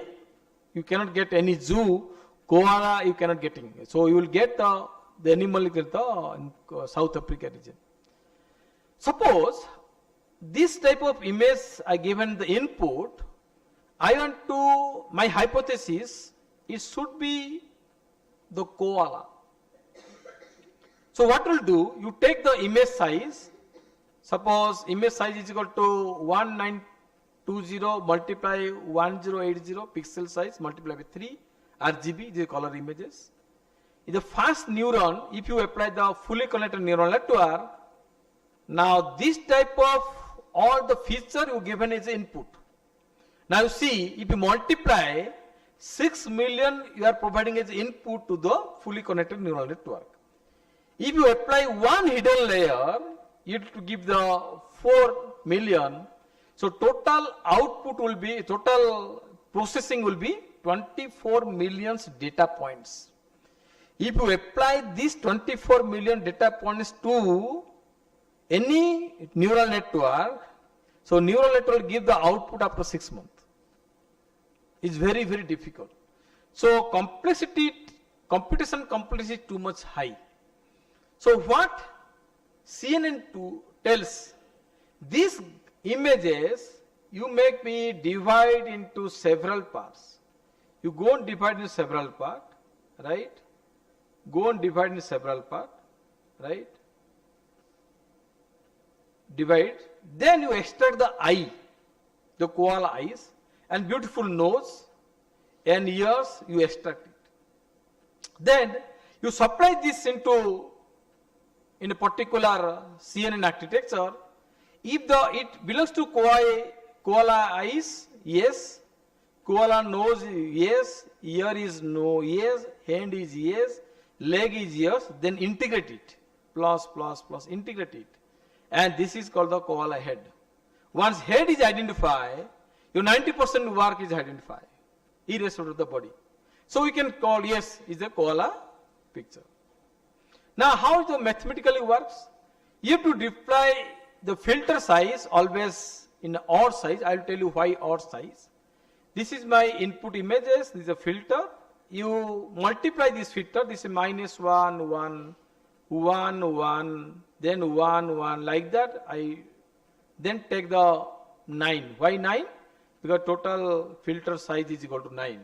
So I take it minus 0.11. Then you can store the value. This is called the feature map. This is called the feature map. Similarly, filter what will do? You just sliding 1. So next filter will looks like this. My red color. Next filter will be looks like this. Next filter will be looks like that. You can do it. So how many filter? You will get the 3 filter. You can see first, second, third. What is the meaning of here? All the data points are multiplied by the filter. Right? Now think, suppose your filter size is equal to 6 by 6. So what happened? 6 by 6 means the image size is 6 by 6, filter size is 6 by 6, you will get exactly 1 data point. If you exactly 1 data point, that means you are suppressing other data points. So always you try to frame size. So what will do? Suppose I am to find out which one is among the strengthened student or strengthened participant. What is the idea? Anyone can tell me? I want to identify which one is more strengthened, means Jodha, Malla, more strength. How to identify here? How to identify which one is more strength, the muscle strength, which one is more strength?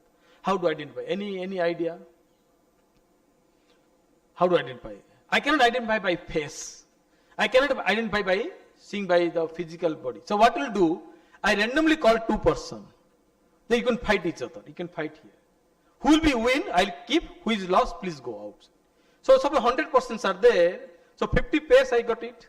So 50 wins, 50 loss, right? 50 loss, I'm less bother. Go. Out of 50, again I collect 2 randomly, not sequentially, randomly. So 50 means 25 persons, 25 pairs. So 25 win, 25 loss. Those are lost, please go. Out of 25, again I randomly. So finally you will get the 2 person, right? So out of 2 person, 1 will be win. So that person must be present in a 50 pairs, 25 pairs, 13 pairs, 12 pairs, right, 1 person. And that person is called the strengthened person. Because that person, it fight everywhere. And that is the beauty of the Darwin's theory. Survival of the fittest. Yes. The survival of the fittest, Darwin's theory. Right. That's why the Darwin's theory becomes a Nobel Prize. The survival of the fittest. Right. So, in this way you can identify the particular data. Then you can identify the head detector. Then if A detector is yes, means 1. You can find the eyes for the nose and the ear. Then you can find the filter of the head. Similarly, filter of the neck, filter of the eyes, filter of the leg, filter of the body. Now you see, all the left-hand part we can call the feature extraction. And the output of the feature extraction is nothing but your CNN output. The CNN output gives to the fully connected neural network to take the decision, Similarly, cancer disease. In cancer disease, what happened? A patient having 1,000 number of features are there. Platelet count, weight loss, many features are there, right? So these features will gives the fully connected neural network whether it belongs to cancer or not. This is a two-class problem. If you have cancer, then your stage of cancer is called more than one class. Stage 1, stage 2, stage 3, like that. Now, so this is called the classification. The classification tells the role of the classification is neural network and role of feature extraction is called the CNN. But people are saying that CNN will give the classification. No, CNN never gives the classification. CNN basically used to reduce feature space. We can call the optimized feature space. This is already I told you the three part of the pooling. So let me tell you the pooling. So I skip this one. Okay, pooling. How to extract the more information. Now you see, this is the data. I want to extract more to strengthen value. So what we'll do, I apply the max pooling, the size suppose 2 by 2 I consider. So we can consider 3289, which one is the highest value, 9 and extract I put here. Then put the sliding. Sliding means you can call sliding is 2. 2 means I can consider the 2 column I have to slide. Now my size is equal to 5653. 6 is highest, got the 6. Similarly, sliding is 2 row, 44114, 6821. This is the max pooling. Similarly, average pooling also there. So all the people, all the data points are same. So take the average pooling, combination of all 4 and divide by 4. So this is called the max pooling. So what is the role of the spooling? The spooling basically identify the output of rectangles will invalidate the small translation. It remains unchanged, but the data dimension will be reduced. Now see, the dimension 32 and 3210 now reduced to 16 into 1610. But information never lost. You see, information never lost. Rather, you strengthen the information in 16. Similarly, next pooling 8 by 8. As I already told you, the strengthen of the people. Same thing in people here. Now, this is another paper, the cited paper. This is another. The paper published in a Q1 journal, the journal Future Generation Computing System, the impact factor assessment 2. This paper published late 2019, so early 2020. So here what I did, our group of people, the lung cancer identification on the CT images. We apply our own method that is called the optimal deep learning model. And our model also compared with another 5-6 model. But our result, we still are not getting satisfactory results, still this is going on, but we are satisfactory what we got as of now. So we got the 96% results accuracy as compared to the previous. So these two parts I am going to explain. So this is no need to, this socio-demographic variable is there. Data set we collect from the 500 images from various hospital. And they are the socio-demographic variable, age having 32 to 40 years, male 70-80%, female 22%, like that. Now, I'm coming to here the methodology. Why our paper accepted this? In novelty of your work here, only feature extraction. Feature extraction is our novelty. People are doing feature extraction in one stage. We did feature extraction in 3 stages. One is called the histogram features, and another called the texture feature, one is called the wavelet based features. So all these features, we club each other, so number of feature factor will be increasing. That means the output of histogram feature by variance, mean, standard deviation, squeeze and kurtosis, the same feature we can embed it with the texture features, then output of texture feature will embedded with the wavelet features. Then the method we can find out by using deep Philip neural network and the restricted Boltzmann machine, and as compared to our ODNN network, optimal deep neural network. This is one part. This is nothing but your CNN application. Output, this is the output. So what is the meaning? Let me tell you. Output of this methodology or output of this block diagram, input to this one. Are you getting or not? So these are 2 parts, output of this one. So what will do it? The CT database, all the cancer images, this is the balanced data set. Nowadays, balanced data set is very, very difficult, right? So anyhow we collect the balanced data set up to 70-80% balanced data set. The pre-processings are there, so depending upon Kalman filter, these filters are pre-processing. Then enhanced images, you can do feature extraction, and feature extraction we apply the linear discriminant analysis, just like a PCA. Then apply the ODNN, then you can find the normal and benign and the malignant cancer tissues. Then after getting output, we supply this output, this is called the reduced features. So this is called input to our model. Our model is this model, right? This is called the decision making model. So what you getting output? The CNN output means ODNN output will give this model. After applying, we'll find that the output is a class 1, class 2, class 3, the normal and benign and malignant. This is called the optimal DNA structure. Now look at the analysis here. Out of 500 lung cancer CT images, we found out, now look at our data is ODNN. So ODNN data will give 96.52 accuracy result as compared to the same data set. We apply any other method also. We can call the KNN, we can call linear regression, radial based function, multilateral perception, like. Then we can identify our result gives a more accurate result as compared to the previous existing method, right?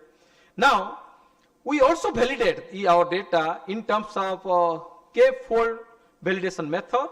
So what is the K-fold validation method? Let me tell you. K is integer data. Suppose you have a data of 100 data points are there. So you classify the training and testing. Suppose 1 to 10 is training, 20 to 8 is testing. Then again 1 to 20 training, 30 to 7 testing, like that you can do it, right? Our data will give more accuracy when K is equal to 35. When K is equal to 35, it gives more accurate result as compared to the previous existing method.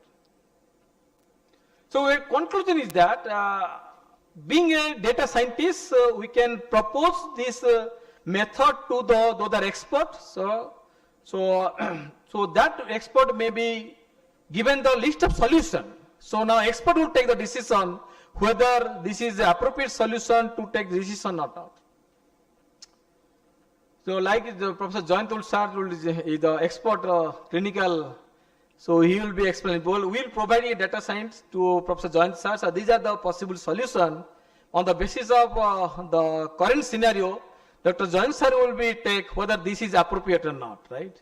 But we are not a decision authority because they interacting every day, I think 100 to 200 in OPD patient. They know the clinical structure like that, okay. This another data we can find, this is only for the breast cancer. So here what he did, this is in 2022 publication.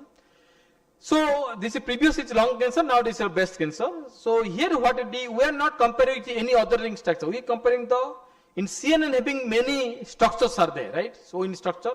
So here we compare the mammograms images, this is called histopathological images and ultrasound images also. Now look at here, the lump nodes is here. See, I already told you, all the tumors are not cancerous, right? Whether it's cancer or not, that is more studies there. Some biopsy tests also, some others are there. So SAR will tell us very well now. But our duty is being a data analyst, we can identify whether tumor is detected and what is the geographical region of the tumor or the size of tumor, whether they identify or not. Then biopsy test will then, that is a different issue. So here what it did, the AlexNet, one of the architecture of the CNN, then apply with the VGG16. Then you compare, so VGG16 give the more accurate result, even if the accurate in terms of model with respect to the linear rate, we can go up to EPOS, up to 100 EPOS, 200 EPOS, then you can find the convolutional neural network in VGG16 architecture. The conclusion says that VGG16 is give more prominent result, we can accept that, but you have to justify why. So that in the lower accuracy in the other method.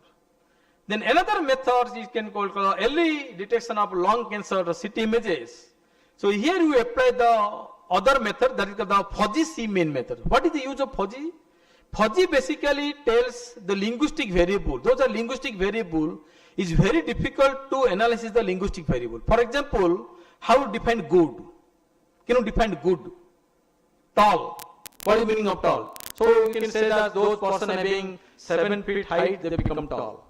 Okay, he is 7 feet height tall, what about 6 feet 11 inches? Is not tall? Can you deny 6 feet 11, just 0.1 inch, you cannot tall. You cannot say he is not tall, right? So he is a good student. Who is a good student? You cannot define a good student, right? So to linguistic variable to quantify, we need the fuzzy.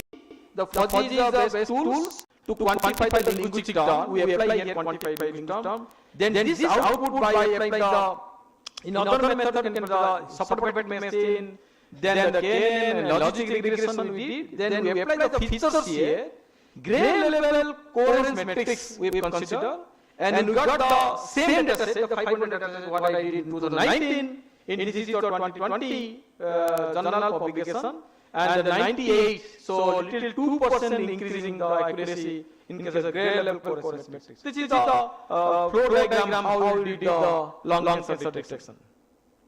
Now this is the output of the comparison tables, the 4 factor reviews. Now see the images, all the images, I am 20 images, you can see how the images we identify here. Now this is the output, all the images.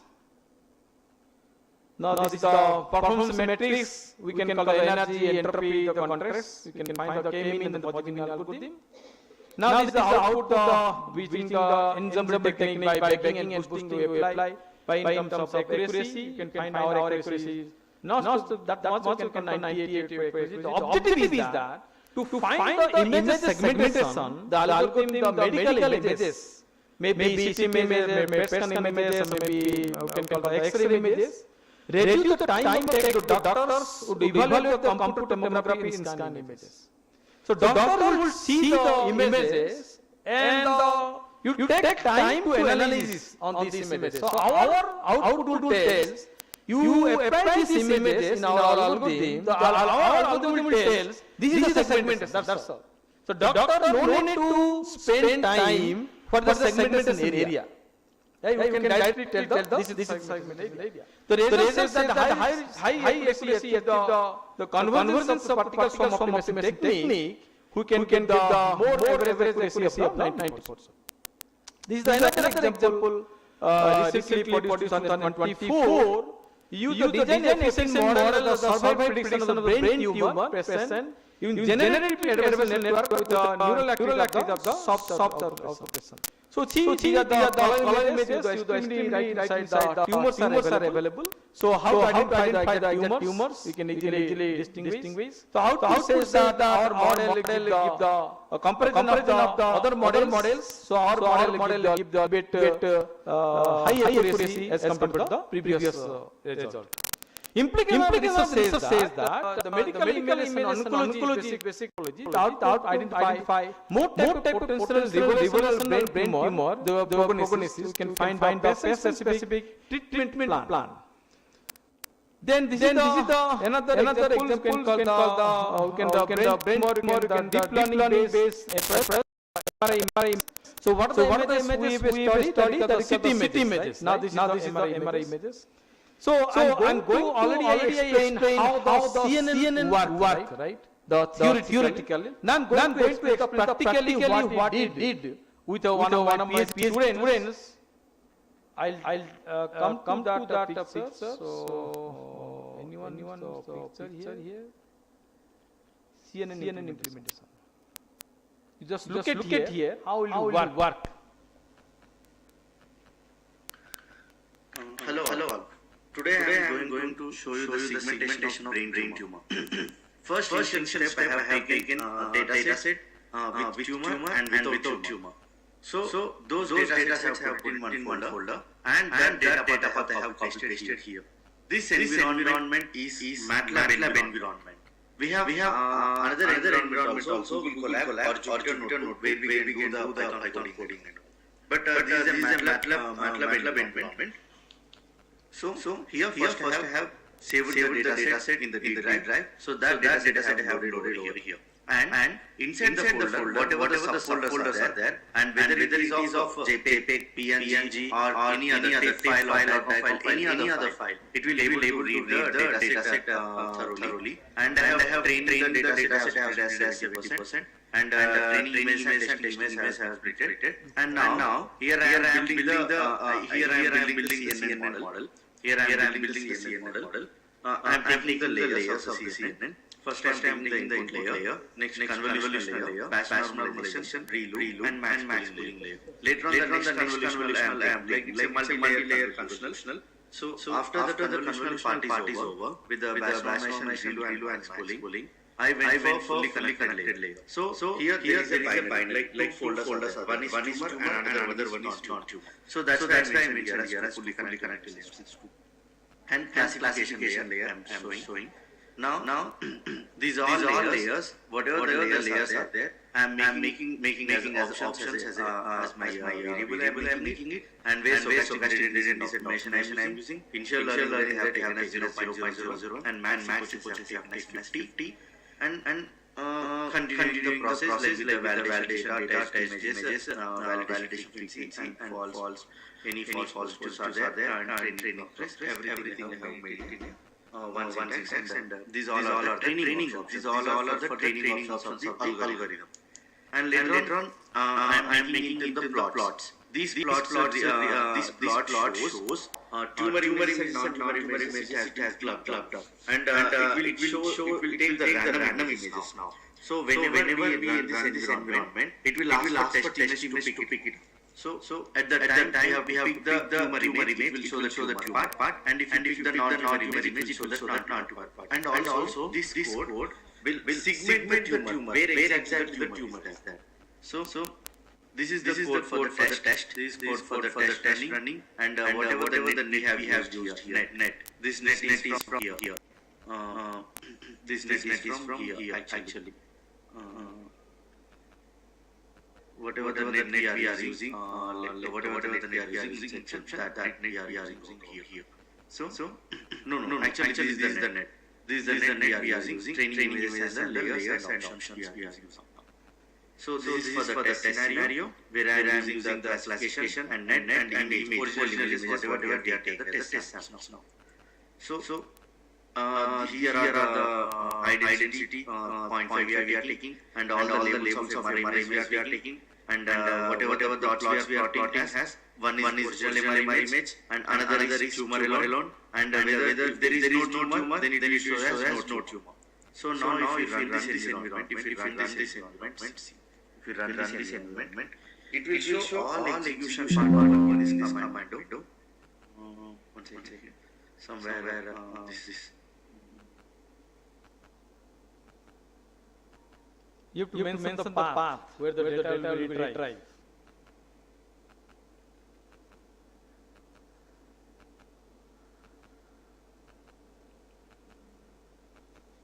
Yeah. This is the path.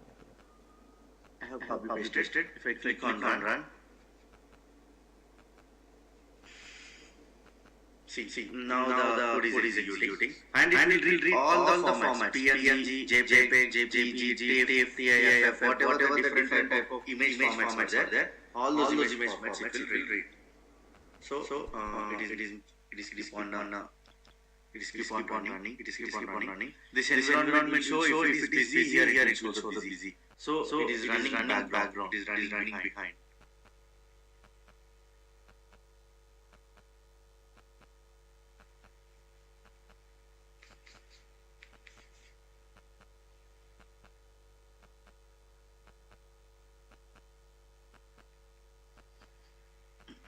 So these are the sequence of CNN, whatever we have seen in the code.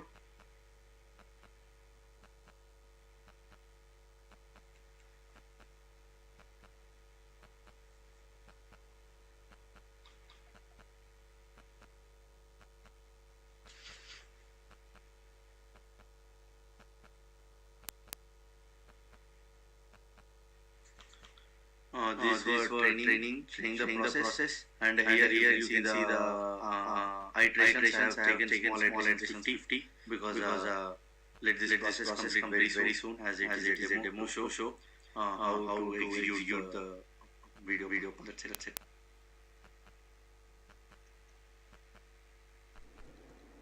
You can see the training, it has been reaching 100. Now you see how running the output, the training accuracy and the iteration.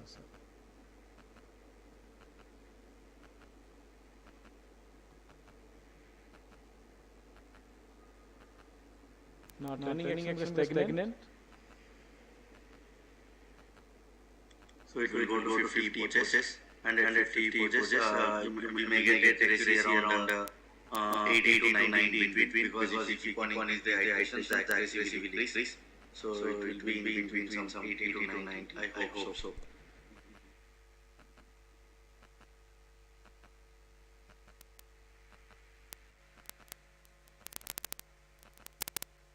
Somewhere it is 83.33. So now a test image to select will see all the images, tumor, and tumor. And if we run again, it will select random tumor.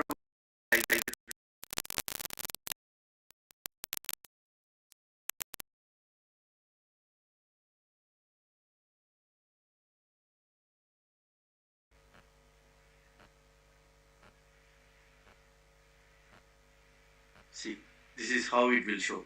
MRI original image, tumor alone, and detected tumor. You can see MRI original image, tumor alone, and detected tumor. Now for suppose, if we run again, now let us take non-tumor image. Now let us take a non-tumor image. If we take some non-tumor, 5 has no tumor. If we open it, one second. Yeah. If we run again, if we take 0 non-tumor images, if we take, see, it will show as, see, no tumor. It will show as no tumor. Like this, this code will, if there is a tumor, it will show as tumor. If there is no tumor, it will show as no tumor. Thank you.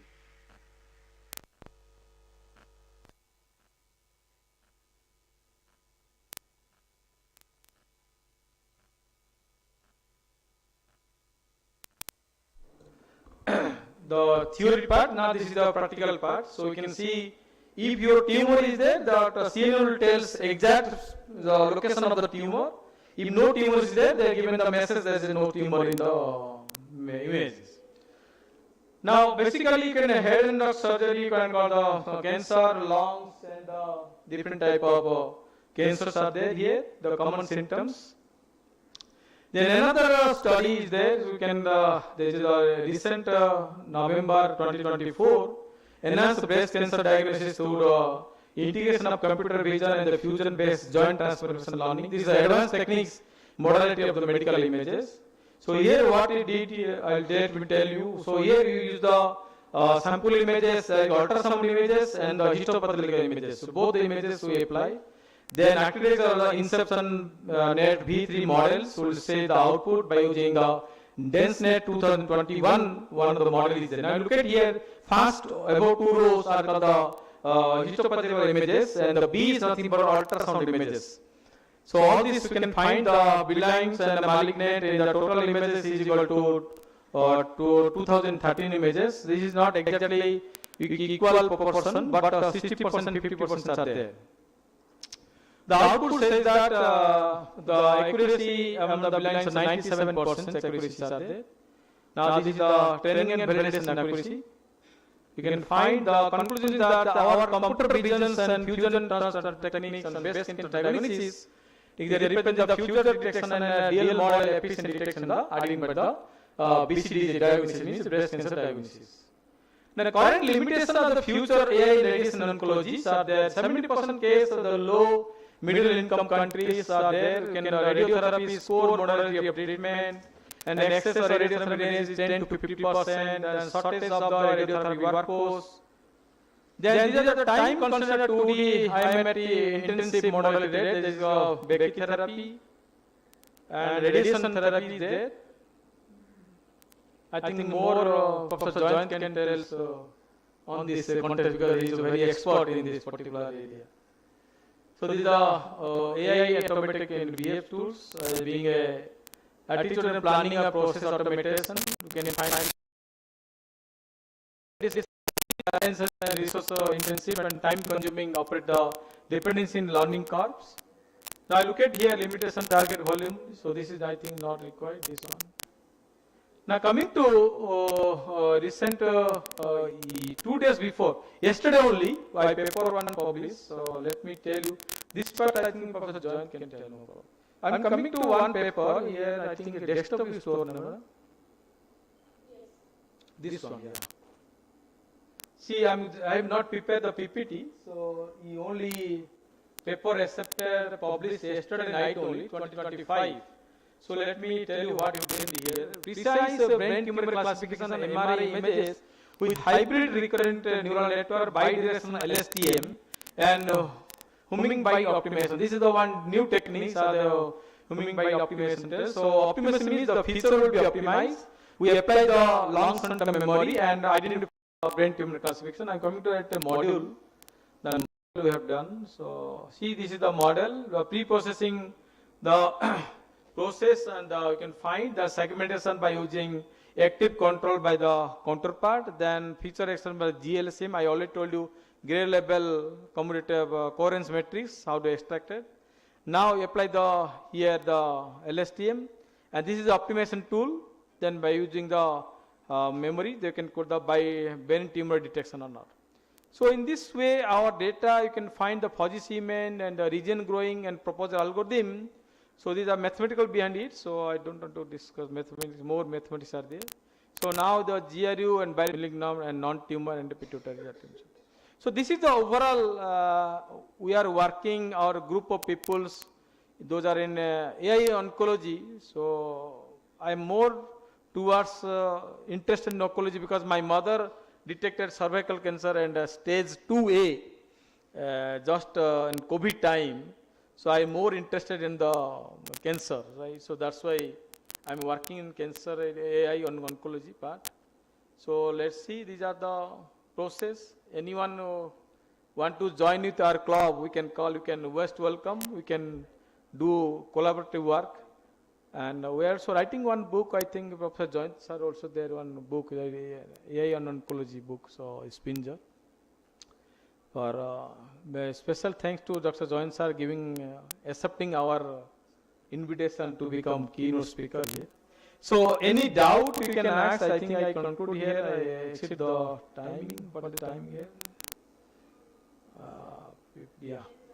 Yeah, I'm coming to that PPT, then Madam, what is PPT there?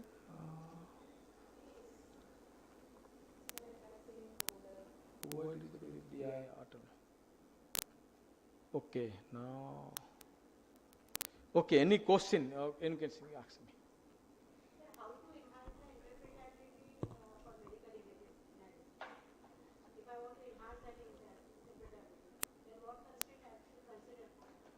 See, first of all, here I want to say, what type of your problem definition is it?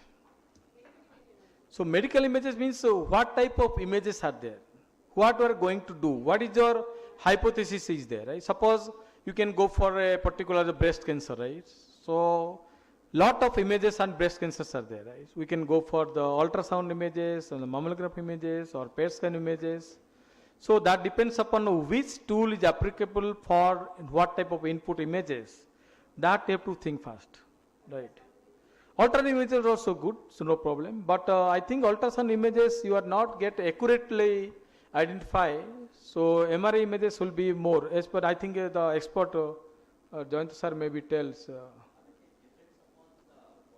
Yeah.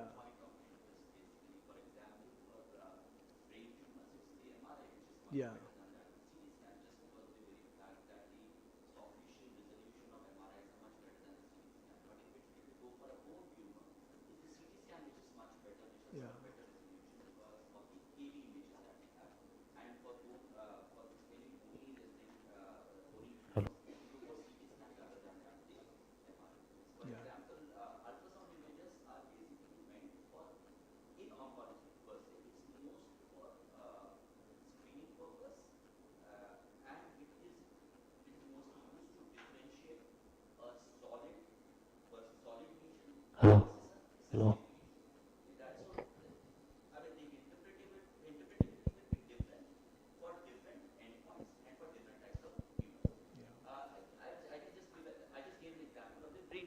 Okay, in brain tumor, I said that MRI is definitely better than that of the CT scan. But again, for brain tumor characterization, we have to use different types of MRI sequences, right?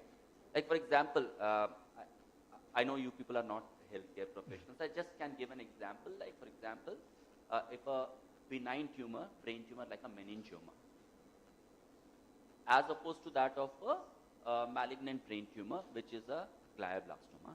So you will be able to interpret a meningioma better with a T1 contrast enhanced sequence of the MRI. But for a glioblastoma, sometimes it doesn't enhance on the contrast. So a T2 MR sequence is better for that. So there are so many things to it. For each and for every tumor characterization, the brain tumor is a very broad thing. So brain tumors have got benign tumors, then again malignant will be right for gliomas. Again in gliomas there will be a low-grade glioma versus a high-grade glioma. For low-grade glioma, the T2 images and the flare sequences of MRI is better than that of the T1 contrast. In the same way, benign like meningiomas, it's a T1 contrast. Now let us go into liver tumors. For liver tumors, if you just want to see if it's a solid versus a cystic, ultrasound is a very good screen. But again, in order to further characterize the liver tumor, we have to use a type of a CT scan, which we call it as a triple contrast CT scan, where we have to have the portal images, the venous images, and the arterial images. As the contrast goes through the portal system, the venous system, and the arterial system, so it will differentiate a hepatocellular carcinoma. You've got a liver lesion, okay, but we don't know what exactly it is. It can be a benign liver lesion, it can be a malignant liver lesion. In malignancy, it can be highly aggressive malignancy. So for each and every type of tumor, there are different types of images. And of course, we are still not there as yet, okay? Even we do a very good CT scan also, a radiologist can say that, okay, this is the type of hepatocellular carcinoma. For further better interpretability, I think AI algorithms are now there, and they are open source AI algorithms on which you can further customize those AI algorithms to improve the resolution, so that these AI algorithms can be used as a complement to the radiologist who uses the semantic features to improve the interpretability or the resolution of that of the images, so that the end point we get a accuracy in the range of about 95 to 100%. That's exactly for exactly, yeah, for every disease. Yeah. Now I hope we clear, right? And any question, yeah. In that case, how much percentage of malignancy would be detected by an AI? Because at some point of time it happens that doctor may suggest that if you have to go for a surgery or initially a PET scan. But without doing that PET scan, if you directly go with, let's say, a surgery, and that to for let's say opening of brain, then they might give you the say that there is 50% chance of survival. So in that case, how much percentage of malignancy would be detected by an AI, and how would it help to the doctor as well? So now I think we need to move out of that thing that AI will give the doctor's diagnosis. No, it's never like that. The doctor is the primary person. AI will complement the doctor. Please keep that in mind, because we are still not there as yet, wherein AI will take over the doctor's this thing. AI will help in improving the interpretability of the doctor's decision-making process, right? You cannot say that this patient can go to surgery or cannot go to surgery just by doing AI, using AI on this thing. Just please, just take it out of your brains that AI will take over. Please keep that in mind. It will take time. It will take time. Definitely, it will come after some time, that I think, but it's going to take a few more years. And in oncology itself, I can just give an example wherein there are consensus guidelines. There are European consensus guidelines, especially for clinical trials, where AI is being used to recruit patients into this trial or that trial or a third trial or a fourth trial. But AI, just with AI, you cannot make treatment decisions as of now. But definitely it's going to come. and I'm pretty sure maybe in next 10 to 20 years, AI is going to, I mean, it will be similar to what the clinicians experience in decision-making processes there. So, yeah, it's That too is at primary level. sorry. That too it will go beyond primary level. Primary level. Exactly. Yeah. I mean, Dr. Sachin Yeah. has already shown in mammographic images Yeah, wherein you can classify benign lesion from a malignant lesion, and in also lung also he has shown whether it's you have got a single, what we call it as a solitary pulmonary nodule. I mean, a solitary pulmonary nodule can be tuberculosis, or it can be any other benign lesion, or it can be a malignant lesion. Yeah. And now, having said that, AI and radiomics with machine learning is coming a big way in actually classifying a solitary pulmonary nodule, whether it's a malignant lesion or a benign lesion. Now, here, what is the important thing is that when you are able to classify accurately between a solitary benign lesion versus a malignant lesion, here it helps the doctors whether to go for surgery or not go for surgery. So, see how it is coming up now. It will take some more time, but it's definitely going to assist the clinicians in making big decisions. And let me tell you, doing surgeries in lung is not very easy, right? Lung surgeries are very difficult surgeries, and you have a lot of blood loss in that, right? And for taking that decision, if it's a benign lesion, why should I go for a surgery? So just keep it like that, just observe it. But of course, if it's a malignant lesion, we require a poor surgery. After the surgery, chemotherapy or radiation treatment. So many other things are taken care of after that. So how this is important is, this is classifying and helping the doctor to take a decision, whether it's benign or malignant. I mean, it's malignant. They're going for further aggressive intervention. That's how it is. And it's going to take some more time. Definitely it will come. And it's going to assist. I mean, both the AI and the doctors will be pitching against each other, I'm pretty sure. And I just hope that we are not out of jobs.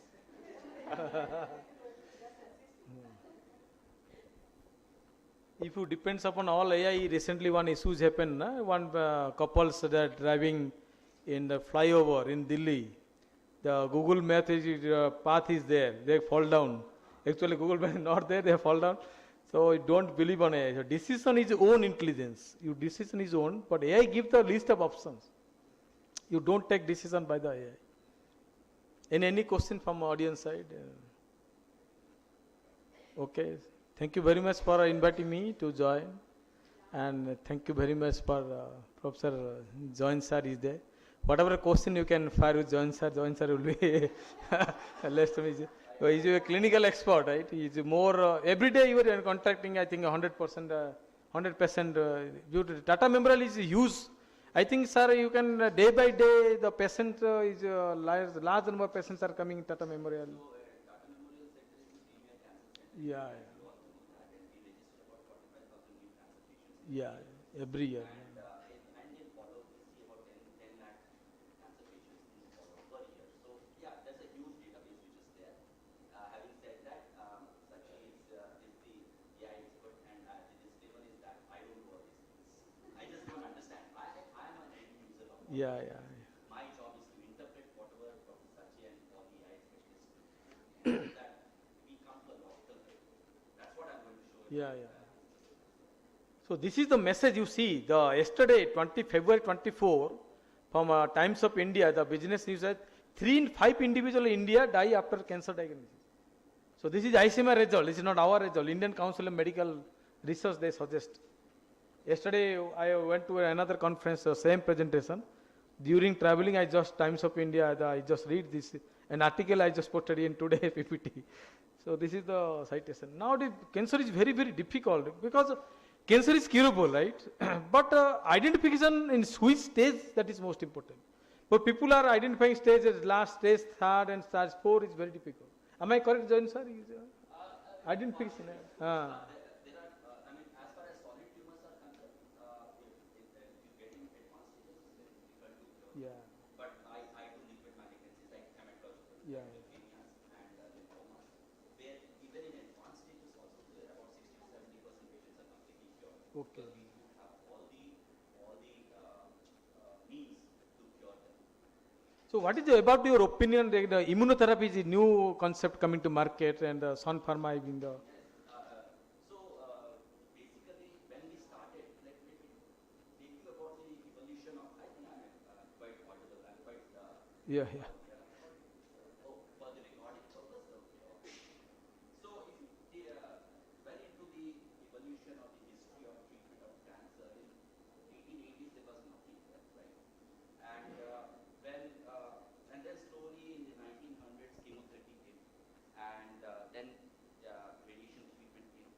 Now we are in a very exciting stage of era, or whatever I can say, where we, apart from these chemotherapeutic drugs, we have got immune therapy, which has been talked about, targeted or biological therapy, and in radiation treatment also we have got, we were having only these photons or X-rays, which had its own limitations. I'm not going to dwell into it, but now we are having protons and carbon ions, which are much more precise and which can basically target the tumor, very deep-seated tumor, which we could not do that. So it's evolving, actually, honestly speaking. And the present situation is that immunotherapy will take over chemotherapy.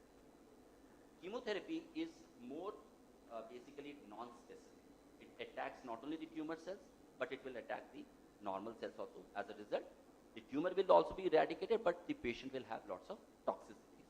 Immunotherapy and targeted biological therapies are such that they basically target the tumor, because the tumor has got that receptor, and the drug which we have, immune therapeutic drug which we have got, it will target that particular receptor which is present in that tumor. So ultimately your therapeutic ratio improves. Basically you are optimizing in such a way that you are curing the patients with least amount of toxicity. So slowly, and now we are basically coming over from reducing the usage of chemotherapeutic drugs to giving immunotherapy. In the same way, in radiation therapy also, we are slowly reducing the usage of X-rays, which is again a bit non-specific, like that of the chemotherapy, and slowly getting into carbon ions and protons, which is highly specific. And it has got to do with the physics of the protons and the carbon ions. And if I'm getting into it, then it's not the domain that you will be able to understand. But what I'm trying to say is that we are now entering into an era where we are giving more and more precise therapy, precision therapy, and personalized therapy. Every patient is different in cancer, so it's not like that giving a chemotherapeutic drug, one chemotherapeutic drug to all the patients. Okay? Now we know this patient has this type of tumor which expresses this receptor, so we have those targets there, and we have got those drugs which will target that tumor. So it's more about personalized medicine, more about precision medicine. Thank you. Yeah. Yeah. First one. So 3 levels means one is the statistical level feature extraction, then contour feature extraction. That is the first paper in 2019. So 3 level. One is called the grayscale feature extraction. So we implemented, and they contaminated all these 3 features. Then finally the output of the features will be this one.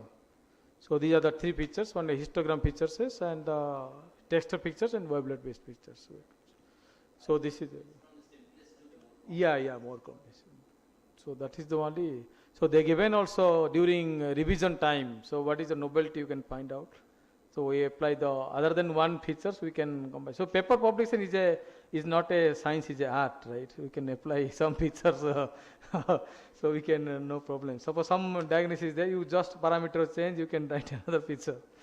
So it's a art. So you have to apply where to identify. If you read the paper, automatically that comes to your brain. How will be write a paper like that?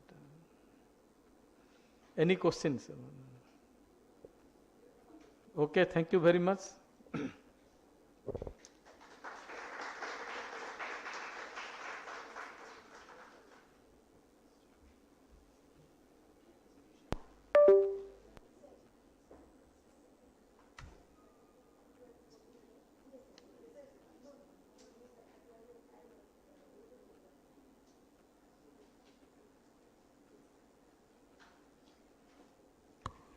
Thank you, sir. I would now like to call Sanjay Paule, sir, to give a token of appreciation to Sachi Nandan Mohanty, sir.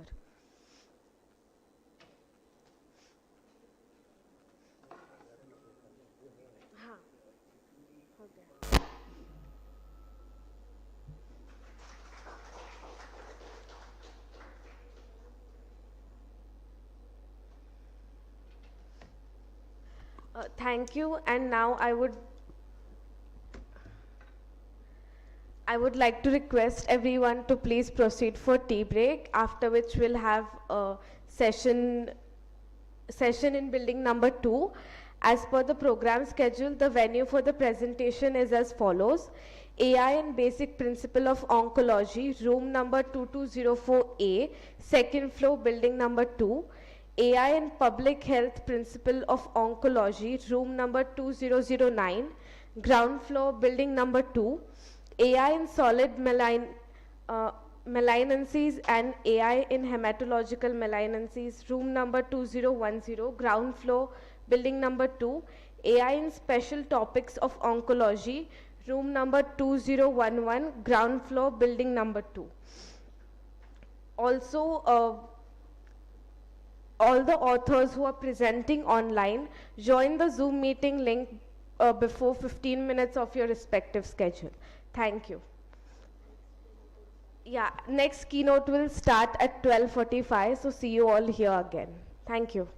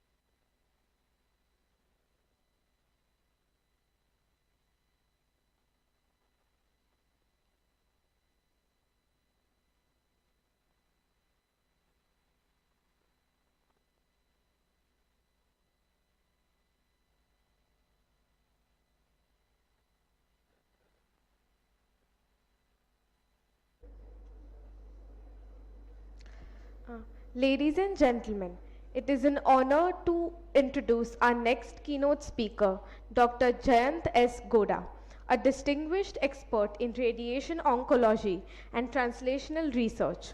Dr. Goda completed his MD in radiation oncology from PGIMER, Chandigarh, followed by prestigious translational research fellowships at Princess Margaret Hospital, Toronto, and King's College, London. As a translational researcher, his work focuses on testing novel compounds as radiosensitizers and radioprotectors in mouse tumor xenografts, or orthotopic and PDX models. He is also exploring advanced drug delivery platforms using nanotechnology, leading several high-impact publications and patents. In addition, Dr. Goda is actively working on the application of radiomics and machine learning for tumor classification and prognosis. As clinical researcher, he plays a key role in conducting phase 2 and phase 3 clinical trials in hemato-oncology.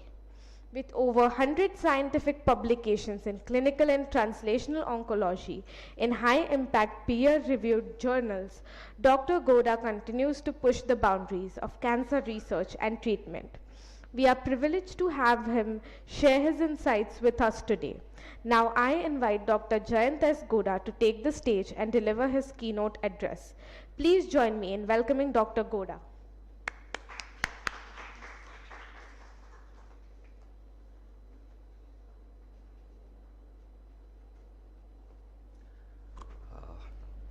Thank you very much, Madam, for giving me the privilege to give this keynote lecture here in the premises of the VU University, Vishwakarma University.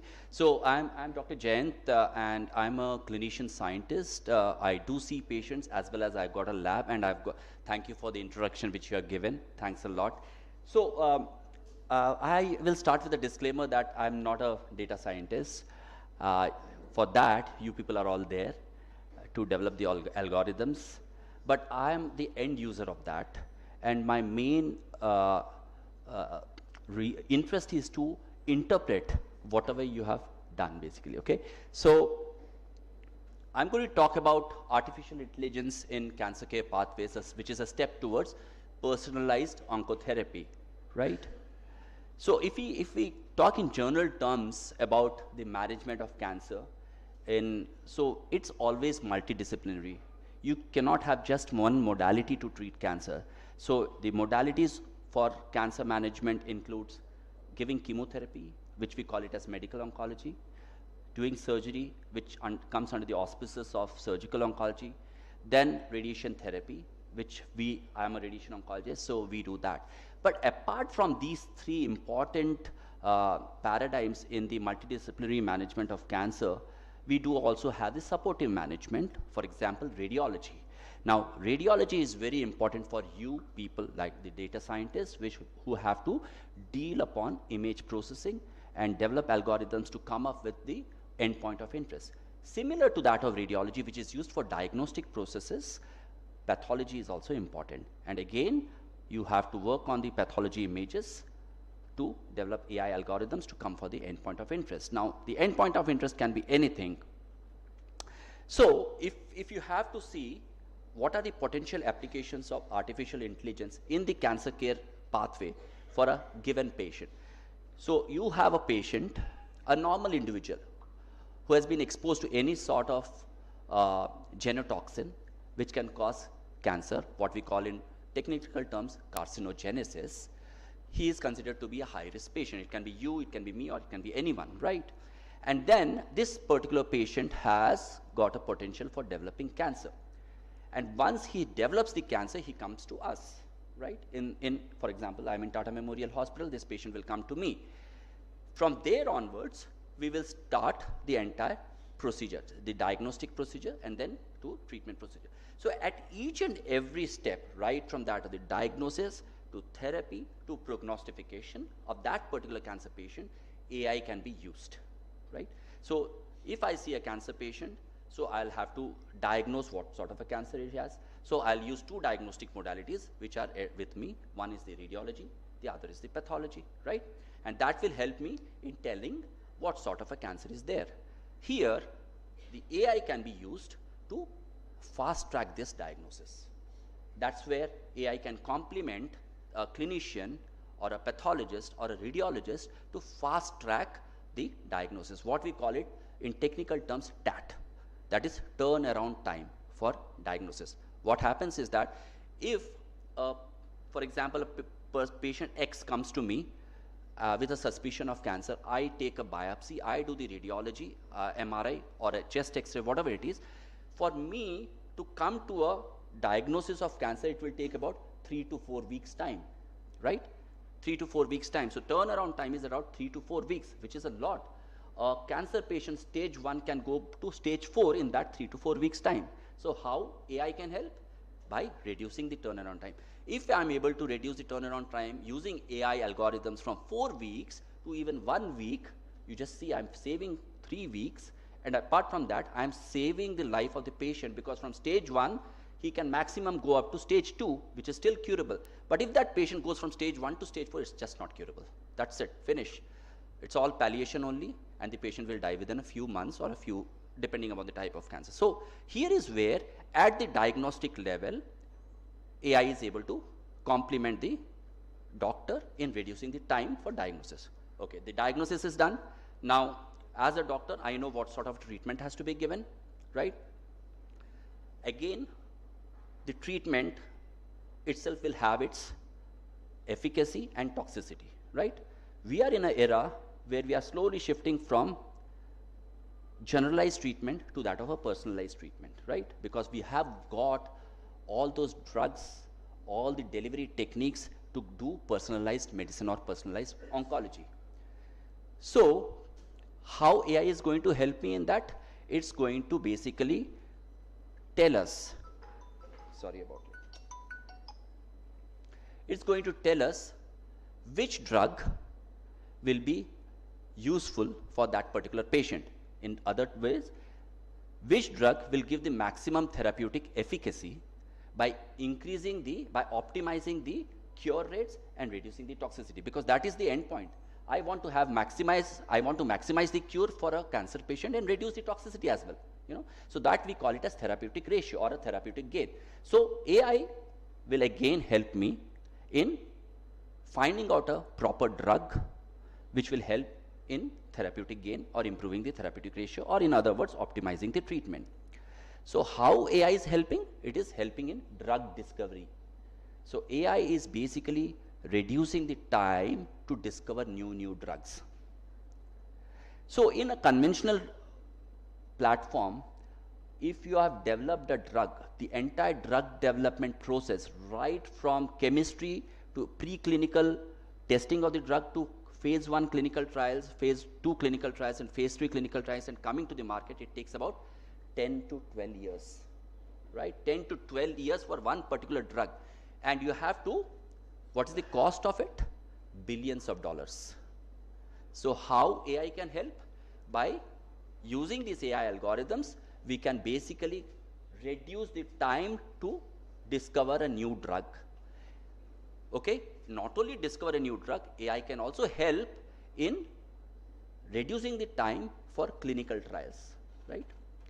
So in a simple way, if at all a new drug comes in the market, it has to go through that phase 1, phase 2, and phase 3 clinical trials before I can give it in the clinics to a patient, right? So a typical time from phase 1 to phase 3 clinical trial takes about 7 to 8 years.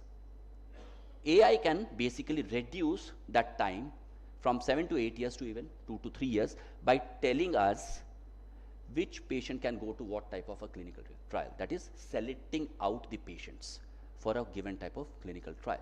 So this is one way in which AI can actually help us in improving the treatment outcomes, right? And apart from the clinical trials also, in real world scenario also, it can optimize patients for risk stratification, help us in screening recommendations. I already told about diagnosis. Another important aspect of AI which can complement the doctors is by prognostication and predicting treatment response. I'm going to talk about that later on, okay? So AI can be used at various levels. So right from diagnosis, right? Diagnosis wherein it will tell me about the type of tumor or characterize the tumor, and not only about that, it will also tell me which stage, okay? Next, after the diagnosis there, theranostics. It will tell me now a tumor is there, a lung cancer suppose for example is there, it will tell me what type of a lung cancer it is, whether it is an adenocarcinoma, or it is a squamous cell carcinoma, whether it is a large cell lung cancer, small cell lung cancer. Why? Because the treatments are different for each type of lung cancer. Not only the treatments, the prognosis is also different, right? Again, AI, apart from diagnosing in general, it will go further deeper. Why it will go? It will be able to tell me what sort of mutations are there in that particular type of lung cancer, because now we are trying to personalize treatment. We have got targeted therapy, we have got immune therapy, and if I know what type of mutation is there in that particular tumor, I can actually target that mutation with that given with that particular immune therapy or with that particular targeted drug. So in this, AI is actually helping me in improving the therapeutic efficacy. So in theranostics also. Next is the prediction. I've given a given type of a particular type of treatment, it will show a particular type of response. So AI can actually help me in predicting treatment response in a given tumor, right? And ultimately, lastly, it's the prognostication. So I've given some sort of a treatment, this particular patient will live for say 5 years. Now AI will tell me, even before I give that treatment, from baseline images or from baseline pathology, that this particular patient will live less than 5 years or more than 5 years, just by using those algorithms on the radiological images or the pathological images. So that's how at various levels AI can be used for personalization of that of the therapy in oncology. So just a recap of that. So what are the AI applications? So basically for guiding therapy, for diagnostics, response to therapy, and ultimately outcome prediction. And this is a part of this guiding therapy. We basically AI is being used to understand the genomic framework of a given tumor, the proteomic framework of a given tumor, and even the metabolomic framework of a given tumor. So that's how it's being used, and it is being, why we want to know this genomic framework or a proteomic framework, because it helps us in correlation of the phenotypic type of the tumor, right? So all these things AI is now being used. So Dr. Sachi has given the theoretical aspects here. Now how we are using in the practical aspects, that I'm going to show you. Dr. Sachi has given the first part of it, where you are able to classify a tumor, whether a tumor is there or not there, whether a tumor is benign or malignant. We will now go even deeper into it as to how we are utilizing this AI, or for example, radiomics and machine learning for our purpose. Just to give you a few examples. How artificial intelligence is being used in pre-operative classification of pit nets. What are pit nets? Pit nets are tumors of the pituitary gland, which is pituitary gland is present in the just below the brain, and it is the master orchestrator of our hormonal activities, right? Majority of the hormones which are produced, which basically flow through our body, are produced by the pituitary, right? And it can, the pituitary can develop these tumors, what we call it as pit net or pituitary adenomas. Now, the main treatment is surgery for that. But we cannot treat do surgery for all the pituitary tumors, right? They are invasive tumors, or they may not be invasive tumors. But just by seeing an MRI, we won't get to know whether it's an invasive tumor or not. And the surgeon will, if it's an invasive tumor, then the surgeon will not be able to take it out completely, right? So, AI algorithms are being now used to basically tell us whether this particular pituitary tumor is amenable to surgery or not. So this particular study was done by my friend Dr. Balu Krishna from CMC Vellore, wherein he used about 222 undifferentiated pituitary tumors. You can very well see this is the pituitary, it's enhancing here. They contoured it, extracted the features, used various modelings, and took out and reduced the hyperparameters by using various methods, and developed a model, a machine learning model, which was quite accurate enough to show that you can classify whether the tumor is invasive or not invasive. Ultimately, it is helping the surgeon to say that, okay, this is invasive, I cannot take it completely out, right? So what they did was, so they basically showed an AUC of about 0.76, which is quite good, and an accuracy of 0.67, and a sensitivity of 0.66, and a specificity of 0.72. So apart from using the radiological semantic features in the MRI, the surgeon will be helped by these radiomic features to say whether the tumor is invasive or not invasive, and if it is invasive, then the surgeon is not going for surgery. So that's how it is helping the surgeon, right? We also, they also did to show the differentiation between the different types of functioning pituitary adenomas. The pituitary adenomas can secrete a lot of different types of hormones. So this is not very important, but as a sequelae to this particular study, they could show that radiomics and machine learning could classify one particular type of pituitary adenoma which secretes a hormone which is called as a growth hormone or somatotropin, which we call it as somatotropes, and another type of pituitary tumor which produces the gonadotropins, which is responsible for our sexual functions and all those things. So this particular radiomics and machine learning was able to classify quite well between somatotropes and the gonadotropes. Okay. Second, this is from our own institute. My colleague Ashish Kumar Jha from nuclear medicine actually did some characterization using radiomic features of a solitary pulmonary nodule. In my previous interaction with you, I said that solitary pulmonary nodules can be a benign nodule or it can be a malignant nodule. As a result, the treatment will be different. The prognosis will be different. So it's much better for us to know beforehand from the baseline images whether that solitary pulmonary nodule is a malignant tumor or a benign tumor. So my friend Ashish actually did this study in 163 patients having solitary pulmonary nodule, and using these radiomic features, he could classify them into 117 malignant metastatic solitary pulmonary nodules versus 46 benign nodules. And he used various validation tools. He used a 5-fold cross validation with an accuracy of 0.8 and with a PCA accuracy of 0.86. It was quite good. Now the problem here, and the problem with all of us when we are doing these radiomic studies or AI studies, is the data. You can very well see that we are not able to get that much of data which is uniform, which from where we can mine that data. So it's only 163 patients.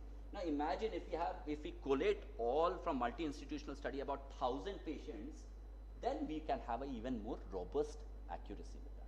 But this is one of the examples where radiomics and machine learning is being used to classify solitary pulmonary nodules into benign versus that of the malignant ones, right?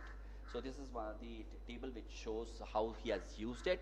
So I'm just giving an example of the application of how we are using radiomics and machine learning in various clinical settings. Secondly, this is another important one wherein radiomics is being used for histological classification of the lung cancer. I told that this is important for us as far as treatment is concerned. So we classify lung into adenocarcinomas and squamous cell carcinomas. That is on the invasive biopsy, and it takes about 3 weeks for us to tell a doctor that this is adenocarcinoma or squamous cell carcinoma. So what happens if you have a pathology section and if you do radiomics or AI on that, then we can get it in 1 day time. So that's how we are now started using these ML as well as AI for classification of the lung tumors into different histological types. Apart from doing that, people are now also diving even more deeper. They are trying to understand what is the mutation status in a given lung tumor. And why they are doing it? Because we have got all the targeted treatments. So when I will just give an anecdotal thing about when I was a student, when I was doing my post-graduation in 1999 to 2002, a patient with a lung cancer could survive only for 9 months. Keep it in mind. Patient with lung cancer could survive only for 9 months. But now we have got all the targeted agents where we can say that a patient of lung cancer can survive more than 5 years. This is as good as curing that patient. Yeah? So from 9 months to 5 years, because we have got the targeting agents. And why? Because we know what mutations are there in that time. But to get by conventional means, by using NGS, that is Sanger sequencing and NGS, to know what type of mutation is there in a given type of tumor, it takes about 6 weeks time, right? So for that 6 weeks, the patient doesn't get any treatment. Now, if I am using any radiomics or AI-based algorithms, and if I'm getting this same answer in 1 week's time, so I'm saving 5 weeks time. So it's going to complement the doctor. So that's how people are now using, and this has been published in Nature Medicine, which has got an impact factor of more than 40. You can very well see that, right, in 2018, recently, 6 years back. So with this, using radiomics and the features, they could actually classify a given lung tumor into having these mutations like EGFR mutations, ZTP mutations, STK11, and P53 mutations. And all these are targetable. All these are targetable, right? And then these people could know what type of mutation is there, and they further dwell deeper. If in an EGFR patient, we give tyrosine kinase inhibitors, like imatinib is given or gefitinib is given, right? You don't have to know about that, but I'm just trying to say how important it is for us to know what type of a mutation is.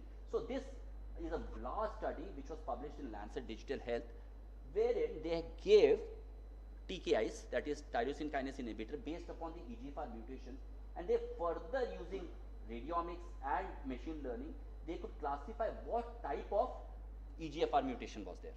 Not only EGFR mutation is there or not, but they could also classify what type of EGFR mutation is there, and based on that, they could show that different types of EGFR mutations with tyrosine kinase inhibitor behave differently, and as a result, the survival is different. So it's so important for us when we are giving this. So these patients were given gefitinib, which is a tyrosine kinase inhibitor, and you can see that EGFR in a given particular amino acid in a given codon is high risk, as opposed to in another given codon it is low risk. So they are surviving much better. So those patients who are having which are high risk, if we are able to get that answer much faster, we can change the drug into another one, so that his survival improves, right? Right, so as I've told you, so how AI and all these things are helping us, they are basically from diagnosis point of view, they are reducing the treatment time from 6 weeks to even 1 to 2 weeks time, which is helping us to start the treatment early. And you can very well see average treatment time is basically, it's not 2 to 6 days, it is about 6 weeks, 2 to 6 weeks, sorry for that. But when you are able to use AI and computational pathology, you can get this diagnosis about 2 to 6 days, okay? Right. So that is about lung cancer. So we also are working on molecular classification of other tumors. So this is from my own group. My student Christiane did her thesis on this, wherein we try to understand the mutation status of glioblastoma. Now glioblastoma is a highly malignant brain tumor. We call it as a grade 4 tumor. There is no cure for that. Okay.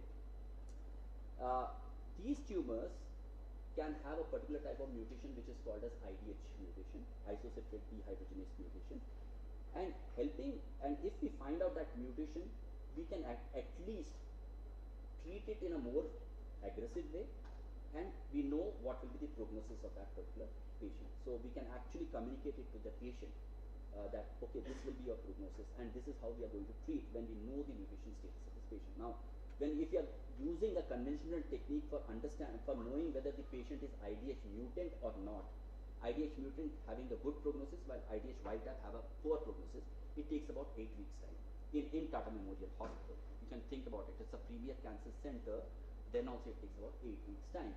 So if you are using these radiomic features, radiomics, and if you are able to get it done faster, how important it is for us there. So this we did in about 100 patients. We used multiple sequences.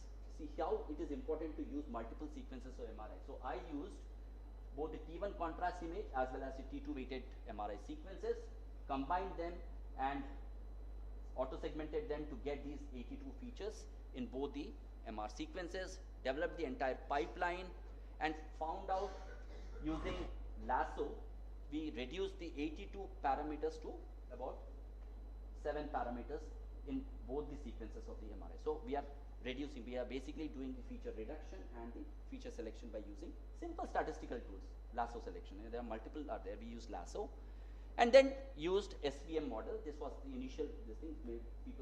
People have used so many other models. So we used SVM model to show that our AUC is about 0.89 in the test cohort. Yeah. So this is how we have also done that, and we are basically now validating it in an external cohort of patients. Now this was done in an internal cohort of patients. That was about molecular classifications. Now we are using for prognostication of the patients also. Now this is wherein we have used radiomics-based machine learning to predict response at brachytherapy. Now using baseline MRI images in carcinoma cervix patients. Now carcinoma cervix is a very common cancer in India, and we see about around in a year about 7,000 to 8,000 new cancer cervix patients in India. And it's very important because this is the endemic zone for HPV, that is human papilloma virus, and human papilloma virus is a very important pathological agent for carcinoma cervix, right? So we, as opposed to that of the West, we in this subcontinent do a lot of research on carcinoma cervix. service. So we use radiomics and machine learning tools to see whether we could classify or differentiate a patient of carcinoma cervix from baseline MRI images having received radiotherapy and chemotherapy into good or poor responders. And we not only use the radiomic features, but we also use the clinical features along with that, okay? And we could show that using these radiomic features, the performance metrics were much better than that of the clinical features to classify a poor responder from a good responder, right? So you can very well see the AUC is about 0.8 in when you are using radiomics and machine learning, as opposed to only clinical features, it's only about 0.55. So this is one way of also doing using radiomics for classifying, for prognostication of the tumor. If the patient of carcinoma cervix is a good responder, then they survive, they are completely cured. But if they are poor responders, it helps me to change my treatment paradigm. I will just maybe, instead of giving brachytherapy, I will maybe give a higher dose of further treatment, or add chemotherapy to it, or add immunotherapy to it. So that's why to change our treatment policies, we should be knowing whether the patient responds better or not to a given type of a treatment. And I can very well, you just see the AUC curves when you are using radiomic features. The AUC is around 0.85, so the average is about 0.81. But when you are using clinical features alone, you can see the average AUC is about 0.68. That was for carcinoma cervix. We are also doing some MR-based radiomics as an imaging biomarker for advanced carcinoma of the rectum. Now, carcinoma of rectum used to be a disease of the elderly, but the problem is that now we are seeing carcinoma of rectum in young patients also, and it's all because of the lifestyle which we are doing, right? So here is a case for us where we need to understand whether a given treatment for a carcinoma rectum patient actually has responded or not. Why? Because the treatment paradigm has changed. Initially, when we were students, the treatment for carcinoma rectum was surgery, wherein the entire rectum would be taken out along with that of the lymph nodes, and then what will happen, we'll just anastomose or stitch the part which is there, the lower part and the upper part of the colon, and having a stoma bag here. Now you can imagine how a person will feel, what will be the quality of life of that person having a stoma bag undergoing the surgery. So we have now, what is happening is that now we have shifted. Now what we do, we don't do surgery, right? But we give neoadjuvant chemotherapy and radiation before the definitive treatment is surgery. Now if that patient responds to neoadjuvant chemotherapy and radiotherapy, we can basically avoid surgery. If we are able to avoid surgery, the quality of life of the patient improves. So that's the problem that we have faced. So now we are using radiomics in baseline MRI scans of patients with CA rectum to see whether they are responding to the neoadjuvant chemotherapy. And in that way, if radiomics is able to basically predict the response, we can avoid surgery. Or if it is not, if the patient is not responding, then we can go for the surgery. That's how we are using it now. So these are the various ways, and not only response, we are looking at survival, the disease-free survival and the overall survival also. So response and long-term clinical outcomes also we are looking at right now. So this is, so we have used various machine learning models, the random forest classifier, the SPM, the gradient boost, the naive and the AdaBoost classifiers to basically predict the response here. You can very well see RFC came out to be the best with a AUC of 0.79. Then we also looked at the 2-year disease-free survival. Again, the AUC for RFC was very good, 0.75, and also looked at overall survival with a AUC of 0.77. Right? So this is there. Another important treatment paradigm in oncology is organ preservation, right? Like rectum, I told you, organ preservation has come up now. But in head and neck cancers, if it's an advanced laryngeal cancer, I'm going to do this surgery. If I'm taking out the larynx, there's no voice. You can just imagine how that person will feel like if it doesn't have a voice. So now what we are doing is that we are using these tumor radiomic features that will complement clinical features as well as semantic radiological features to avoid laryngectomy. Laryngectomy is removal of that of the larynx, so that the patient's voice box is intact, patients can basically talk to anyone, right? So we had a cohort about 64 patients of laryngopharynx or the larynx and the hypopharynx. And when we had we had these CT scans, and we contoured them and extracted the radiomic features, and along with that radiomic features, we modeled with them the clinical features also. So you can very well see the clinical features like the age of the patient, the T stage, the AJCC stage, whether the subside, whether it's the hypopharynx or the larynx. Along with it, we modeled the radiomic features, which is the entropy and the MPP in this case. And we could show that using radiomic features, we are able to predict local control better than that of the clinical features. You can very well see it's 0.001, but the clinical features, they are not significant, right? So we are predicting local control. Apart from that, we are also predicting the laryngectomy-free survival, that is preservation of that of the organ. The patient is surviving with the preservation of that of the organ. You can very well see none of the clinical features predicted for that of the laryngectomy-free survival. But when you are using these radiomics and machine learning tools, we are able, this entropy and MPP is able to predict the laryngectomy-free survivals. That's all about in oncology in general. I'm a radiation oncologist, so we are trying using radiomics in personalizing radiation therapy. So one of the areas that we are trying to look at is using AI and radiomics for treatment planning. Now, this is a simple medical image, right? And you can see there is a tumor, and we have contoured it. This is just a color wash of that, which is homogeneous, but the tumor is never homogeneous. There is a lot of heterogeneity in the tumor, right?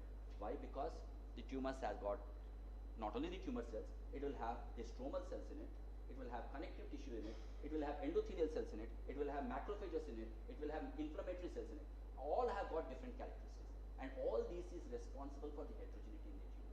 And more the heterogeneity in the tumor, worse will be the prognosis, more aggressive will be the tumor. Okay. So here, what we are trying to do is, we are basically auto-segmenting the tumor, but using radiomics to classify the areas of heterogeneity. If we are able to classify the area of heterogeneity, I'll give a simple example. Now, this is a tumor is there. There is a small area, say, let us say about this red area. It is a hypoxic area. What it means to us as radiation oncologists is that radiation requires oxygen to fix that damage. But if there is hypoxia, that part of the tumor is radiation resistant. So what we try is that we'll separately, if we now know that this area from the radiomics features, we know that this is hypoxic, we contour this area separately and give a higher dose of radiation.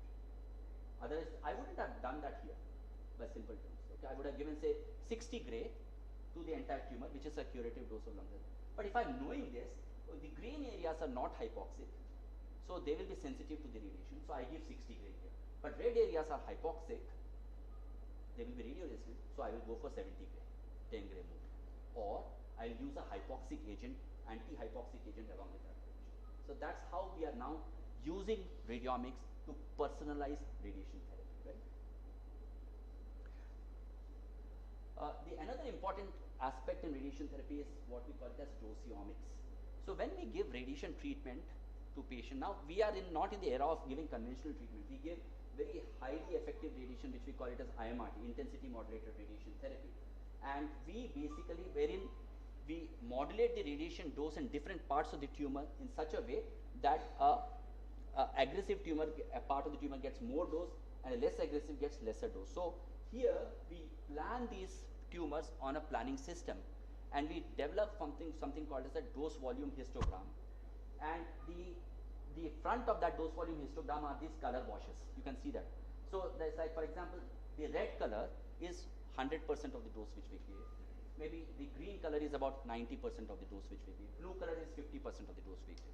Using this color dose wash, we extract features and use them to model them for further prediction of outcome and prediction of toxicity. So that's how dosiomics is now coming up, and we in TMH have started doing all these things to basically predict the outcomes as well as the toxicity in the patients, right? So if I have to say that we are in the formative stage in AI, and we still have to do a lot of work.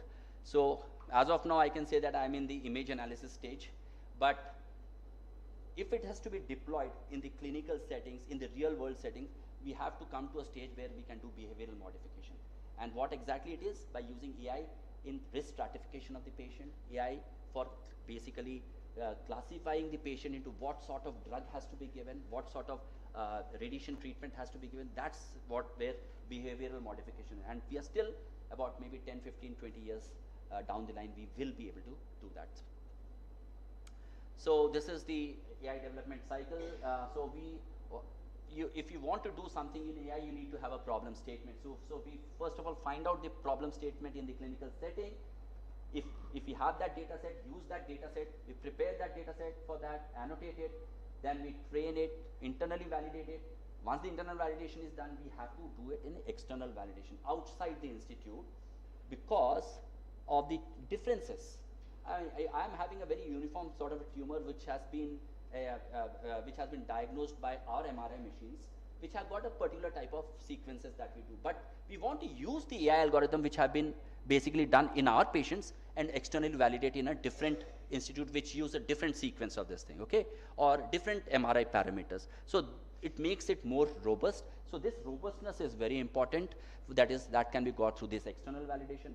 Once that is done, we do the model packaging and ultimately go into clinical testing in clinical trials and then clinical deployment in a real world scenario. And after that also we have to do a lot of quality checks and quality monitoring. I don't know whether we are still here or not, but at least we have come up to this level. We have come up to this level, right? External validation, and majority of the papers now only look at whether you are doing external validation or not. Otherwise, they don't get published only. Yeah. So I always have told my students or whoever does, my collaborators who does these AI things, I tell them the data set is very important. So I have basically classified them into 4 types. We like to see the volume of the data. For AI and all those things, for training, they are highly data hungry. Please don't do it in 100 patients or so. You require thousands of patients to make it more robust. So the scale of data is very important. That is how I call it as volume. Then the variation. It should reflect the variation seen in the clinical practice. Then only it can become more robust. Then only you can deploy it clinically. Then only you can deploy it in the real world setting, right? Then third is the value, that is the meaningfulness of the data. You have got so many algorithms and you can come up with anything. But important thing is to interpret what is the output of that algorithm, right? Otherwise, as a clinician, we are very suspicious as such. Yeah, we are very, very suspicious. We won't take in any data like that. So we have to interpret, and if we are only sure that the output of that algorithm, whatever the machine learning is correct, then only we'll go for the next step.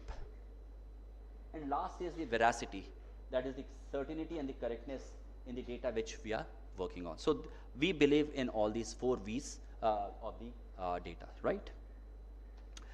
Just this is my last slide. So Tata Memorial Center, we started using AI and ML quite late. Yeah, just maybe about 2018 onwards, right? It's only about 6 years. We are in a very formative stage of using these AI and ML in our data set. So what we have done is that in ACTREC, which is the other branch of Tata Memorial Center, which is the research branch, we have got a computational biology and a AI data center for healthcare, for oncology care, which now houses basically all the GPUs and everything and the softwares and all those things. What we have started doing is that we have started collecting the data of all the patients who are now being treated in Tata Memorial Center. Tata Memorial Center sees about 45,000 new cancer patients in a year, okay, and 10 lakh follow-up patients. Now you can very well see the amount of data that we can gather, but the problem was that it was very heterogeneous. We were not able to gather that data in a unified way, in a uniform way, right? Now we have started doing that in a very uniform way, right from diagnosis of the patient, what sort of treatment the patient gets. Apart from that, after the treatment, on follow-up, we will document the response of that particular patient and ultimately have long-term follow-up. So for a given patient data set, we'll have everything, right from diagnosis to that of the follow-up. So you can do anything using that data. Each patient, apart from having a diagnostic scan, will have multiple follow-up scans. So you can do something what we call it as delta radiomics. At different time points, whether the delta radiomics is able to predict the survival of the patient or not. So that's what we are doing right now. We will take some more time, but if anybody is interested, now they can come and Dr. Swapnil Rane is the person who is heading the AI Center for Oncology Care in ACTREC. They can talk to him and collaborate with him, and you can do whatever you want to along with him, right? Thank you very much. And this is ACTREC, which is in Khadar. You can very well see the picturesque Sayadri Hills. And if you really want to come to ACTREC, I would suggest that you come in the rainy season, and it's actually a big picnic spot there, okay? Yeah. And this is the main Tata Memorial Hospital which we have got. Yeah. Thank you very much for your patient hearing. 1:30, yeah? If you have any questions, you can ask me. Yeah, sure. Are there any preventive measures for cancer care? Somebody was asking me. Yes, there are conventional things for preventing cancer, but of course, not all cancers are preventable. So, tobacco cessation, alcohol, and not getting infected with various types of infectious agents. So that's the way. We can use AI for that. For prevention, I don't know whether you can do it because what set do you have? I mean, you've got the chest X-rays or something like that, wherein you can try it, but nobody has done that. That's a very logical endpoint that you can think of using AI or anything ML for preventing any type of cancer. For example, very simple one, lung cancer. You have the chest X-ray. Start working on that and find out if there are any patterns which you can find from the chest X-ray, which will tell you whether this particular patient will get lung cancer or not. I mean, but we are still far from it, okay? We still have the conventional preventable factors, but not AI-based one as of now. Obesity, one of the health factors. Sorry? Obesity also one of the. Yeah, obesity is another one. So all these things, these are all lifestyle factors that are there. So they are not defined only to cancer. Yeah, obesity can lead to any other things also. Infection can also lead to any other things. Yeah. Like for example, tuberculosis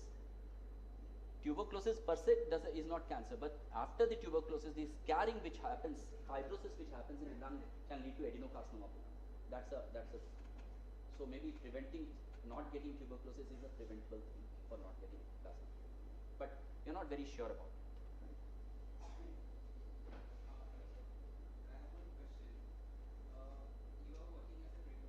Radiation oncologist. I'm not a radiologist. Yeah.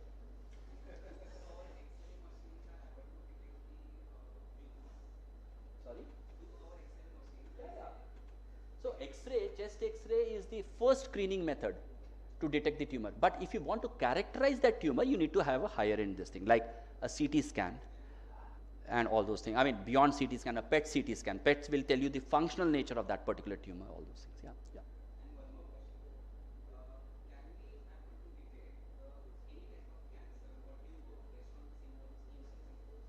Based on the? Yeah. There are certain cancers which are symptom specific only. Because the symptoms are being detected at stage 3 or stage 4. Yeah. Then it is late. Now here it comes. If you are undergoing a chest X-ray and without any symptoms, and if you have trained that chest X-ray in thousands and thousands of data sets, it will be able to tell you whether, or data sets of having tumor and not having the tumor, right? So you can very well prevent it also. Yeah. So each and every cancer will have its own type of symptoms, and we are all trained as oncologists to know what are the symptoms which will lead to a particular type of cancer. Can detect at stage 1 or preventive measures. Yeah. This overall will lead to less cancer patients. Yes, absolutely. That is the main thing.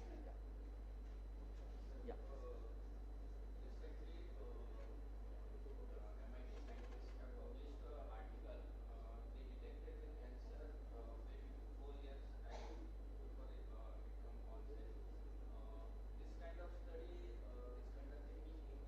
No, I think that is the first type of a study which has been done in this thing. But you can very well do it here.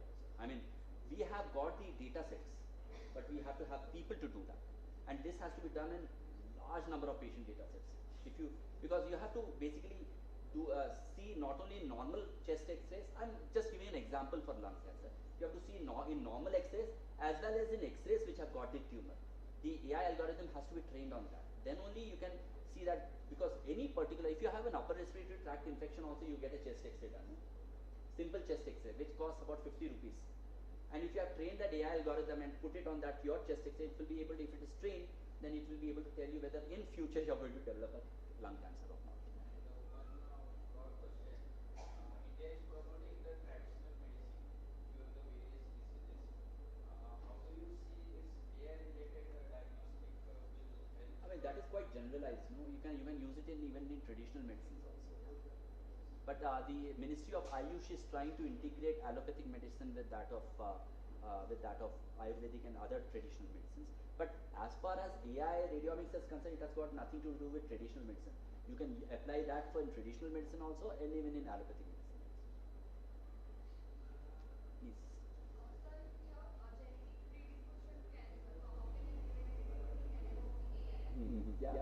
Yeah. So that is one aspect. Okay, if you have a genetic predisposition for, say, for example, you've got a genetic predisposition for breast cancer and you're positive for a BRCA1 gene. BRCA1 is responsible for genetic predisposition for breast cancers and ovarian cancers. So if you get a mammography done earlier and you're training that AI algorithm for that, then you can actually say whether you'll be getting that cancer or not. But you know what? The BRCA1 gene itself is a highly penetrant gene. A person who has got BRCA1 gene which is positive, 90% of the patients, 90% of the times he will develop breast cancer, right? So, important thing is to understand whether using that mammography, whether that particular patient has got a BRCA1 gene positive. That is more important. Because if you are already positive, we know that you will develop breast cancer in future, and you have to go for a prophylactic mastectomy basically. But if you don't have a BRCA1 gene, if you are getting at a particular age, we tell as per prevention, we ask the individuals to undergo mammography from the age of 40 years onwards, from the age of 30 years onwards. And in those mammography, if you use AI algorithms, then you will be able to tell that whether that person has a BRCA1 gene mutation or not, right? That is one way of looking at it. Yeah. So yeah, that's the way you can do that. And anyways, the BRCA1 gene is there, which is, if you are positive, you are definitely going to get it. But if you are not there, the important thing is to see predict whether you will develop the cancer, and that you can get it done from the using AI algorithms from the mammographic scans.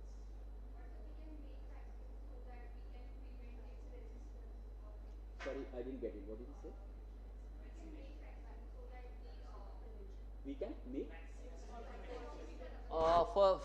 That is a very difficult thing. Vaccines are there only for one type of cancer. You know what?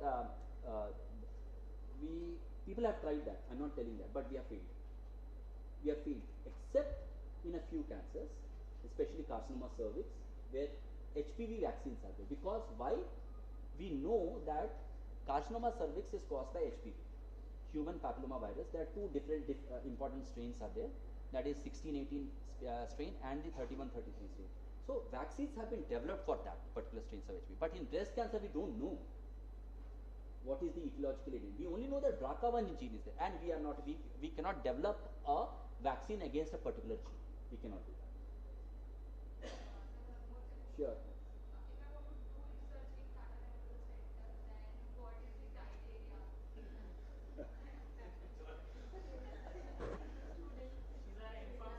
I understand that. So you have to write to so you are from M-Farm.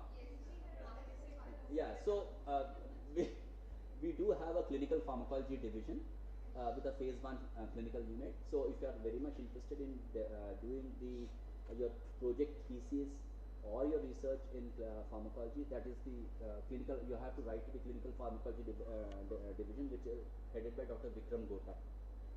Vikram Gota, yeah, you have to write to, yeah, GOTA. You will find it. Go into ACTREC website, and you can see a clinical pharmacology division. Dr. Vikram Gota's email will pop up, so you can write to him. Yeah. Sure. I think we are going beyond time, 140. You're not hungry? One question is very generalized question. It's like, is there any kind of annual examinations which we Yeah, can? yeah. It's there in the WHO recommendation that you have to go annual examination for Annual females. examinations of what? Yeah, I'm telling you that. Annual exam for females, breast examination, annual exam, which has to be done by the medical patient. What we call is breast cell examination. We teach the female individuals how to do their breast examination. They learn that. Yeah, and that is a WHO recommendation. Then for cervix, for female patients, also we do pap smears, annual pap smears. It's a very sensitive test to detect cervical cancers, right? And then for lung cancer, we use sputum analysis. We do that. For colon cancer, we fecal analysis is done. And then for prostate, we after a particular age, that is 60 years of age, WHO recommends that you get your blood PSA levels, that is prostatic specific. So there are some of there are recommendations for some cancers, but not for all the cancers. But for prostate, I believe now it is very prevalent in 40 years plus. So is it not advisable that annually all the It's now see, WHO will give recommendation based taking into consideration what is the age. I want your I mean, it's a simple blood test, you can get it done. It hardly costs 200, 300 rupees. Yeah. So is it like annually we have to do all these tests and it is advisable? Yeah. I think that cervical cancer test that if it is done for female, then that particular report is valid for 5 years also. But if it No, it's not valid for, I mean, report is valid, but you should get it done but annually. we should get it done annually. Yeah. Because HPV is very prevalent in our country, so we get it done.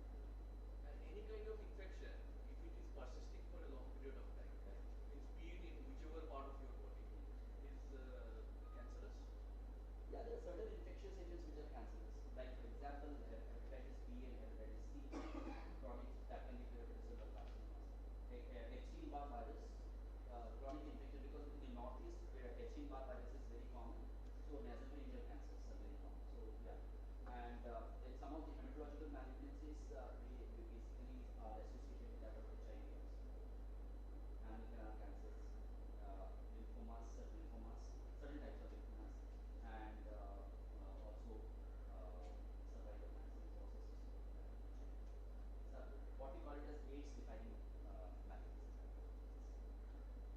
So infectious, apart from lifestyle, genetic factors, infectious agents are the third most common cause of cancer. There are so many other infections which are associated with cancer. Because chronicity can lead to that. I think we are shifting from AI to all these things. Any other questions on AI and this thing? You can tell me. AI is based on that. Yeah, the problems are there. Definitely problems are there. You can see so many problems are there in oncology, and maybe not only in oncology, in conventional medicine also there are so many problems are there. So I think this is going to come a long way now. Right? We are there, but we are still not there. We have just started doing that. Yeah. Thank you very much for your patient hearing. Thank you.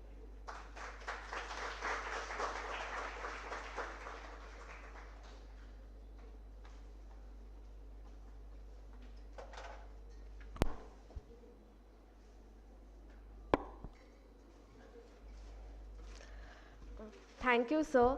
I would now like to request Associate Dean Thite, sir, to please give token of appreciation to Mr. Goda, sir.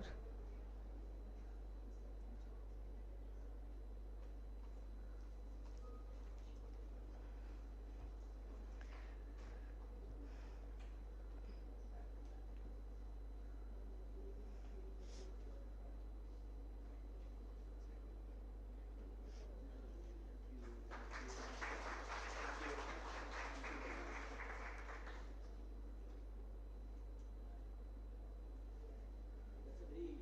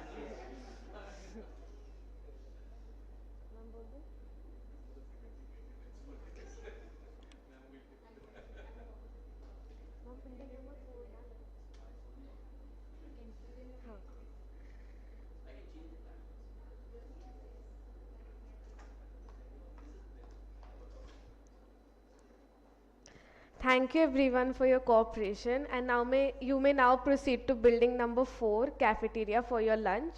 We'll gather here again at 2:30 for the next keynote presentation. Thank you.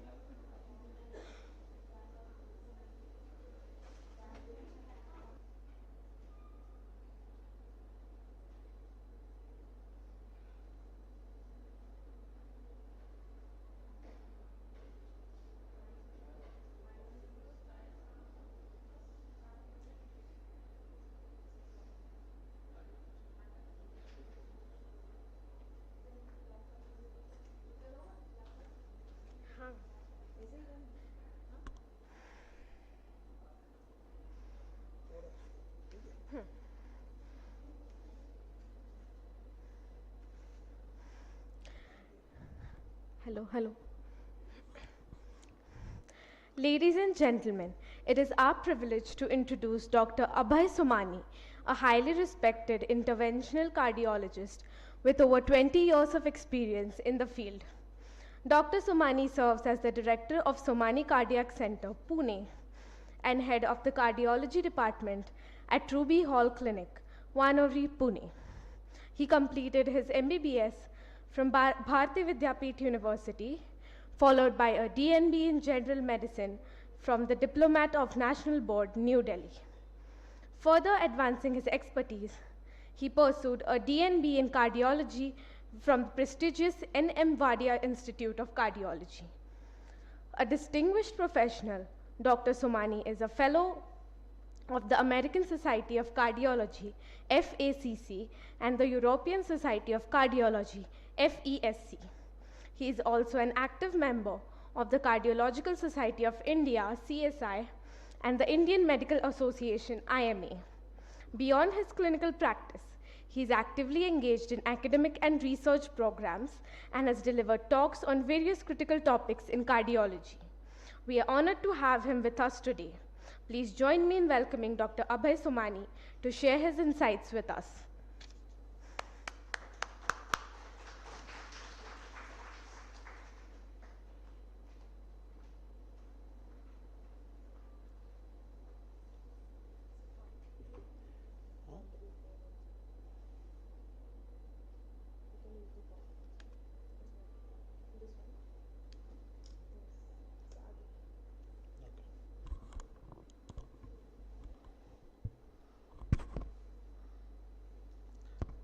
Okay, thank you for the kind words. Thank you, madam, and thank you, Vishwakarma University, for inviting me for this talk. So we will talk about AI in general healthcare, certain aspects, and over a period of about half an hour or maybe 35 minutes, we'll talk about it. So what is AI? Basically, AI refers to the science and engineering of making intelligent machine through algorithm and set of rules. The machine follows the rule like human cognitive functions such as learning and problem solving. AI is strengthened in its ability to learn and recognize the pattern and relationship from large multi-dimensional and multimodality database. So basically AI involves all kinds of data which it is going to use and give us some kind of guidance. So AI today and near future, currently AI systems are not reasoning engines, that is cannot reason the same way as human physician can do, but they can draw upon some common sense and clinical intuition and experiences. Instead, AI resembles a signal translator and translating pattern from database. AI systems today are beginning to be adopted by the healthcare organization and automatic time-consuming high-volume representative task. Moreover, there is some considerable progress in demonstrating the use of AI in precision diagnosis, for example, like diabetic retinopathy and radiotherapy planning, what our sir might have delivered on from Tata.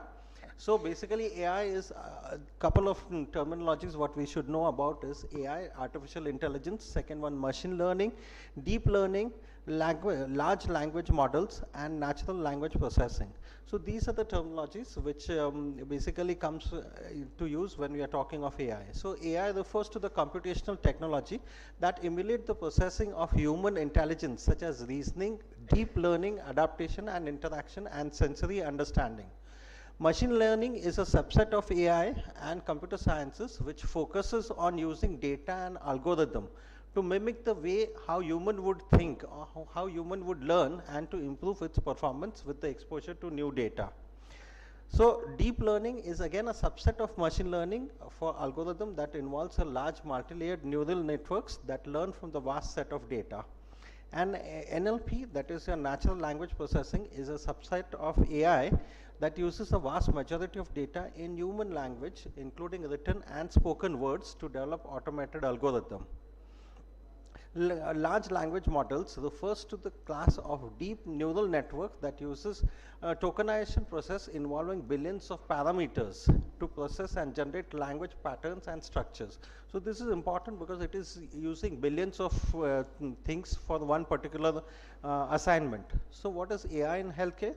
The use of machine learning to assist and ideally improve the patient experience, hospital operations and expenses. It has many applications in clinical practice, including the disease diagnosis, treatment selection, drug discovery, and the drug treatment. So enhanced diagnosis, it identifies the disease pattern with greater accuracy. Personalized treatment, depending on genetic and certain algorithms, treatment can be tailored. Precision can be achieved for individuals for particular diseases. Efficient testing, it delivers large amount of data, can be delivered faster and more accurate lab testing with reducing the errors. Human errors can come down, cost and time saving, because large data can be accessed and can be utilized immediately. So it helps in lowering the cost and streamlining the healthcare processes. Virtual support, it can be provided 24/7 healthcare assistant and mental health support, and population health, track trends and foster the patient by physician trust. So what are the challenges of modern healthcare? So because as we keep reading, there is shortage of doctors, so short appointment times, changing guidelines with every new thing coming, you have to be really updated to each and every new thing which is coming in the guidelines. So medical treatment targets, high patient volume because of scarcity of doctors. Each physician is associated with a lot of patients volume, new treatment which keep coming every now and there, and complex monitoring requirement. There is evidence, evolving evidence base, limited preventive care, limited specialist access. As we know that too many super specialists and all are not available in smaller towns in India, where you know, nowadays teleconsultation is picking up, teleradiology is picking up in a big way because of the AI which is available. So limited population intelligence and multiple data silos. So real world AI application in healthcare helps in diagnostic error reduction. AI enhances diagnostic efficacy or accuracy. For example, in cervical cancer screening at Mayo Clinic, it achieved almost 91% accuracy. Notable application is IBM Watson for oncology, Google Health for breast cancer screening. Medical robotics, we all see now there is robotics which are available, Da Vinci surgical system which is available, which helps in more precise surgery, particularly for prostate cancers, for you know, urological procedures, which is widely used. Certain oncology and knee replacement are also done via robotic arm nowadays. So rehabilitation and elderly care robots, because of this, because of the robotic system, the incisions are small, and there is less blood loss, less trauma to the patient, early mobilization of the patient, and the patient goes home early. So real-time prioritization and triages. AI e-triage improves the patient risk stratification, for example, in Johns Hopkins University. Personalized care and virtual assistance. Chatbots like Gyant assist in self-diagnosis and symptom understanding. Certain use of AI to monitor the remotely for early intervention. Drug discovery, AI accelerates the drug delivery processes, and which helps in further you know, drug discovery and faster data. So couple of applications, it can be seen, and AI have been widely used for the ECGs. ECGs, we can see that nowadays the ECG machine gives the diagnosis. This is because, you know, a certain algorithm have been fixed over a period of years. If this pattern looks like this, then this is the diagnosis. Not always we can rely on that, but yes, they give us some kind of idea where we stand and what can go wrong. We know nowadays that everyone is using Google watches and Apple phones for, you know, ECG tracking, and if there is any small beep in that, they would run to the physician saying Google watch has shown this. So it helps in certain times. Definitely, if someone is having recurrent blackout or syncope, then it can be one of the useful tools for treating these kind of patients, where we can get some ECG at that time if it is recorded when the patient is having a blackout, because not always the patient can go to the hospital, take some ECG immediately. So certain things are definitely beneficial, but not all ECGs are given from that data are correct. With clinical setting, with clinical scenario, we can help in correlating of ECGs and diagnosis certain tests. AI also plays an important role when pacemakers are driven. Nowadays we have pacemakers which can be implanted in the patient and can be remotely monitored, and remote changes can be done through the pacemaker via the Bluetooth and, you know, some advanced technology which are available with certain companies, where the patient can be in some remote place and the device setting can be changed sitting in your clinic itself. So these are Bluetooth enabled pacemakers. If someone is staying very far away, and the pacemaker also gives a beep for if you set certain kind of ranges for that pacemaker, or certain arrhythmias can be detected, that you have to go and see your physician immediately. So there is something like deep phenotyping and artificial intelligence for health promotion and chronic disease prevention. So deep phenotyping depends on all your parameters which are there. For example, health status, stress, sleep, age, geographic, socioeconomic strata, nutrition, genetic, epigenetic, microbiome, and metabolics and physical activity. All of this is going to have a big data analysis integration, AI powered decision making, and personalized health promotion and chronic disease prevention can be done across with these kind of data. So certain example, for example, in after ECGs and pacemakers, certain things in diabetes, a comprehensive overview of AI in application of diabetes.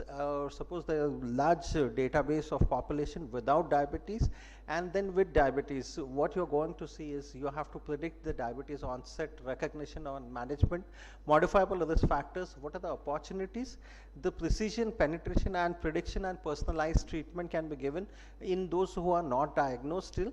And then once you diagnose diabetes, these patients would require health education, nutrition, physical training, blood glucose monitoring and drug therapy. What are the challenges? Challenges is that poor quality of data, poor technology design can lead to misdiagnosis, lack of clinical integration, privacy concern, non-adherence and imperfection of laws and regulation. It also helps in certain types of diabetic complication. For example, screening of retinopathy and neuropathy can be done very easy when a certain algorithm have been used. You have to see the fundus, that is your retina, and then depending on the certain algorithm, you can diagnose which stage of retinopathy is in this particular patient, and accordingly treatment can be tailored to that particular patient. So AI medical assistance in chronic disease management. So this assistant are transformed the management of chronic disease by enabling continuous monitoring and personalized recommendation. For continuous monitoring, we have AI based continuous glucose monitoring system, where a small device is fit on you and it keeps on monitoring every sugar on every time throughout for about 15 days. You can keep this CGMS, it is called as, and it keeps monitoring the sugar. So you get a chart of complete 15 days, what you eat, how the sugar is going to go up, how it is going to come down after exercise, what happens, after medication, what happens. So entire thing can be studied, and accordingly the treatment can be tailored for these kind of patients.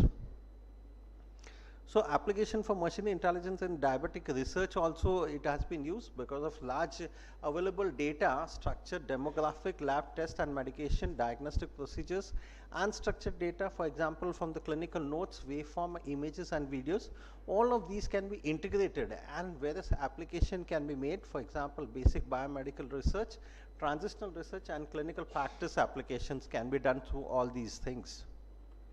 So application of AI in diabetes management, patient self-management, education and support, personalized education, content and lifestyle recommendations, tool for real-time health monitoring and data visualization, insulin and glucose management, AI-driven technology for glucose monitoring and insulin dosing can be done, and closed loop system, that is an artificial pancreas enhancing the glycemic control, can also be placed in certain type of patients. So image analysis, as I told you, it is helpful for complication of diabetes. For example, retinopathy.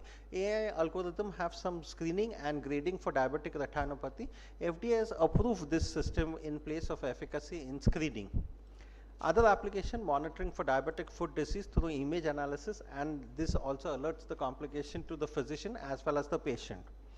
So integrating multi-source data and advanced analytic for diabetic care and input to be actionable insights. Multi-source inputs, then these inputs are taken and multiple data analysis have been made, and then the clinical relevant and actionable outputs can be done. So AI-driven digital biomarkers for type 2 diabetes, trends and application. It can be used for screening and diagnosis. For example, HbA1c, wearable watches or mobile devices based which keeps on monitoring your sugar and continuously. HbA1c, as I told you, development of adjuvantic biomarkers for HbA1c other than lab test based can be done. Disease management and risk stratification, for example, diagnosing particularly neuropathy, retinopathy detection algorithms, and nocturnal hypoglycemia event can be detected with certain kinds of algorithm. What do you mean by nocturnal hypoglycemia? Is basically night time when the sugar goes down, certain algorithms are there to diagnose these kind of phenomena, because hypoglycemia, that is your sugar going down at night, can sometimes be a risk for other complications. So prediction of imminent complication, for example, cardiovascular disease and neuropathy is also there.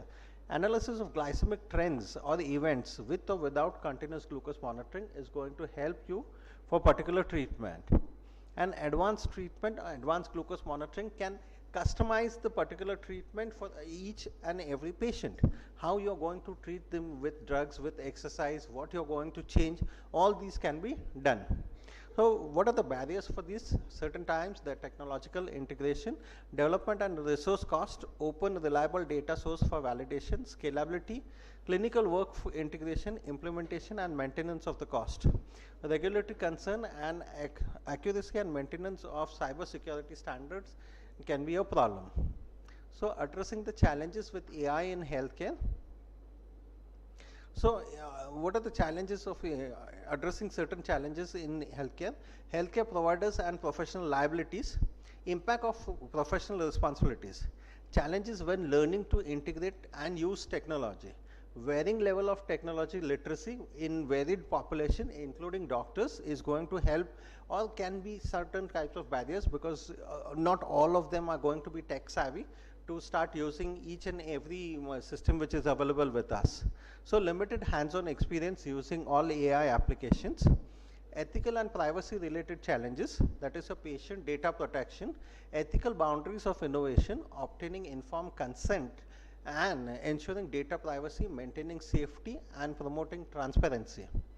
So unreliability and trustworthiness of AI technology, lack of adequate focus on digital technology, lack of transparency and interpretation of AI algorithms, lack of interoperability standard to model function and inaccurate prediction, diagnosis and biases, lack of awareness of on AI technology, lack of understanding and unrealistic expectation. For example, in COVID, AI had picked up to diagnose, based on X-rays and HRCT, what kind of COVID complications were there on the lung imaging. But so many papers were available, but only couple of them were through proper channel, and they were addressed, and then to come to a particular diagnosis ki baba, this could be the scoring system. So addressing complexities of AI integration, ethical and social challenges would be there. For example, accountability concerns of AI decision, risk of data biases and transparent issue, trust and acceptance among practitioners and patient, governance challenge, need for regulatory compliances, ensuring patient safety and efficacy government structures, technical challenges, limited infrastructure which is available, and data privacy concern, ensuring reliability and consistency of algorithms. Disadvantages of AI, difficulty in data accessibility and quality, high cost and risk of job replacement for healthcare workers. So addressing the hidden risk, clinical data risk, patient harm due to AI errors. Sometimes the patient, as we are discussing, patient would say, this is my diagnosis, and he would stick to that and he would not listen to the physician. Sometimes it can go wrong and it could be a problem. Technical risk, misuse of medical AI tools, risk of biases in medical AI interpretation, privacy security issues, obstacle to implementation in the real world healthcare. So social ethical risk, lack of transparency, gaps in AI accountability. And these kind of cartoon is here where the AI doctor is asking Alexa, what do you think, what kind of diagnosis we are dealing with? So you should be grounded. Technology is always for some kind of advantage, but you have to see the pros and cons of each technology and have to judiciously use technology. Similarly, it would be for AI, because sources of bias in training machine and learning algorithm. If the machine is given biased data, then naturally the algorithm would be flawed, or there would be problems. So there could be biases at multiple level, bias sample, data gaps, data-driven bias, imbalanced classes, training bias, algorithm bias would be there, societal prejudice and power imbalance, human errors or human bias would come into and hence the entire thing can get biased. So sources of bias contributing to healthcare disparity in AI algorithm. Machine learning, again there could be biases at formulating the research problem itself, data collection. At each step there could be some kind of bias. So you have to be really very careful when you are dealing with these kind of data, and when you are going to give the data to the machine to come to a particular thing or particular conclusion for whether it is lab test, whether it is some kind of treatment, whether it is some kind of algorithm which you have to set for diagnosing the things.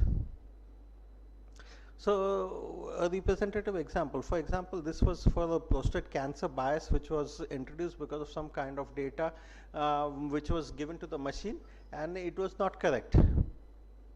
So critical challenges in validating AI algorithm, validation of algorithm. So the process of checking AI algorithm to ensure that the requirement, specification and intended purpose are met is difficult. Black box nature of the AI models, an algorithm that self-learns by continuous testing and adoption on its own analysis procedure is black box algorithm. When AI can be used in diagnostic procedure, for example, detecting pathologies on X-ray images, the process by which the underlying algorithm reaches its diagnosis cannot be accounted for by the physician. So who would be responsible for that? Because the AI itself is learning and coming to a particular conclusion. So these kind of thing can lead to raising the problem in trusting the diagnosis when it cannot be determined how it was made. So explainability, the ability to understand how a particular decision was made is difficult for the physician. Causability, the measurement of the quality of explanation by the AI models is currently not possible. So why clinical physicians remain irreplicable? For example, a practicing gastroenterologist is a doctor who deals with GI system or your gut system, undergoes years of specialized training, developing critical skills that are essential for effective diagnosis and treatment. The practice of gastroenterology involves intricate procedures that requires human dexterity, judgment, experience, qualities of AI which cannot replicate. Clinicians provide important human oversight in the patient care, ensuring personalized treatment plan that consider each patient unique circumstances, because you can see there could be same condition be there in multiple patients. Suppose an heart attack, everyone can have a heart attack, or all the heart attack would not be similar, all patients having, because some would have some complication, other patient would have some other complications, some would be simple. So it depends on the experience and the judgment of the clinician, and each patient has to be tackled as an individual patient. So while AI can enhance detection capability, the nuanced understanding of the complex cases often requires a clinical assessment and interpretive skill. The ability to communicate compassionate and understanding patient concerns a fundamental aspect of the healthcare that cannot offer. Gastroenterologist plays a multifaceted role that extends beyond the lesion detection, including emotional support, patient education, and follow-up care. So this is again very common nowadays, chat GTP, where patients are using chat GPT for coming to a particular conclusion for any kind of diagnosis, or they would read on Google and then they would come to the doctors and ask regarding certain kinds of questions and all those things. So again, this is for X-ray or for radiology. Evaluating underdiagnosis by deep learning model for chest radiograph across the diverse population. So as we were discussing during COVID, particularly AI and radiological imaging took a very big leap, and there were multiple algorithms which were detected and formulated by which this patient is having this COVID score. But all of them required some kind of training, a lot of data was given, and hence it was possible to some extent. So again, there is some privacy issues and dilemmas and ethical concerns. The issue of responsibility, it is not apparent who is to blame in the event of failure. Because suppose if you come with a diagnosis from the AI, then why the doctor would be responsible? He says that I would not be responsible because this is the machine failure. It might be hard to pinpoint the blame on the doctor when there was no part in developing or overseeing the algorithm. However, the developer being at fault may appear unrelated to the clinical setting. So the machine or the algorithm who have developed, they don't know anything about the clinical setting. So they have developed this algorithm depending on the data which have been provided to them. So no guideline for the moral use of AI and the machine learning in healthcare right now, and there is a debate how AI may be utilized ethically in healthcare setting when there is no universal guidelines for its use. I think so. This is again ethical implication of AI in healthcare, privacy problems, bias and fairness, accountability problem, transparency, and lack of human touch. So there are certain various ethical, legal, these things again, ethical concern, regulatory privacy, mitigation of biases, transparency and relevance, and legal governance, confidentiality, liability, accuracy, and decision making would be problem with the AI. Ethical aspect of chat GPT in healthcare, data and privacy security, protecting the patient information during processing, robust anomalization method, for example, cryptography and the K anomaly and the T closeness. Informed consent, you have to take an informed consent depending on these guidelines and all those things. Algorithm bias and equality, again avoiding biases in training data to ensure the fairness is very, very important. This is again the same thing. So AI challenges in ensuring data security and privacy, anomalization of data. So personal data protection is very important. These are not applicable for anonymized data. However, the advancement in technology, it is possible to re-identify the patient when there was data who have been anonymized, and the data exportation. Due to lack of uniform data protection across the different jurisdictions, there could be a problem because from country to country, the data privacy laws could be different. And you have to take all kinds of informed consent that this data have been used for these kind of algorithm from the patients for machine learning, etc. So addressing the regulatory gaps for AI in healthcare, you have to have a good quality data, most important. Validation of algorithm have to be done by a guided team. Accountability, ethical and equitable access, and data protection and security is equally important. So possibilities of possible approaches to liability issues. What could be possible approaches? First thing is harmful medical errors, medical malpractice negligence. The physician may be liable for negligence due to substandard medical errors, learned intermediary rules. For example, the physician could be held liable if it had the opportunity to review the report and detect error before it was approved. AI personhood, direct lawsuits against the AI devices in case of malpractice. Vicarious liabilities, again a problem. Product liabilities and common enterprise liability. Product liability, manufacturer's responsibility for giving a quality product is very, very important. Common enterprise liability, physicians, manufacturing, hospitals, operating team, all of them have to shift from individuality to a collective responsibility. So causes of AI, errors in AI diagnostic tool for histopath. Again, I think this is another big topic by itself. The impact of AI for the future healthcare. What is the impact? It can help in extending clinical care outside the formal healthcare system. It can help in community-based changing the practices. For example, it can be applied over a period of for the masses where all of them cannot go to the hospital, and there could be a change at the level of the community for the healthcare betterment. Shifting from hospital-centric to a community-based healthcare program, optimizing resources allocation and prioritization depending on who is serious, who is not serious, revolutionizing the role of clinician and practice in the care of health person. So how to approach AI implementing systematically? Conditions external to the healthcare, for example, and the capacity for strategic change management and transforming this healthcare professional from healthcare practice. So the future of database, diabetes database, again, this is for detection and prediction can be used. Decision supports with the help of AI. Automated insulin delivery systems are available, which can help in treating various kind of diabetes and particularly complicated patient or brittle diabetes where very good control is required. This can also help in certain kinds of trials. So what are the key takeaway? That all these, when the integration of AI in healthcare significantly opportunities for innovation and improvement, it is crucial to address these risks and challenges to foster the trustworthy and effective healthcare environment. So at each point you have to see whether whatever data have been provided is correct or not correct. So AI would have its own application over a period of years, I think. Not immediately everything is AI driven, but over a period of years, definitely certain things would go to AI where it would benefit the general community and better outcome for healthcare as it is doing for all other specialties. Thank you.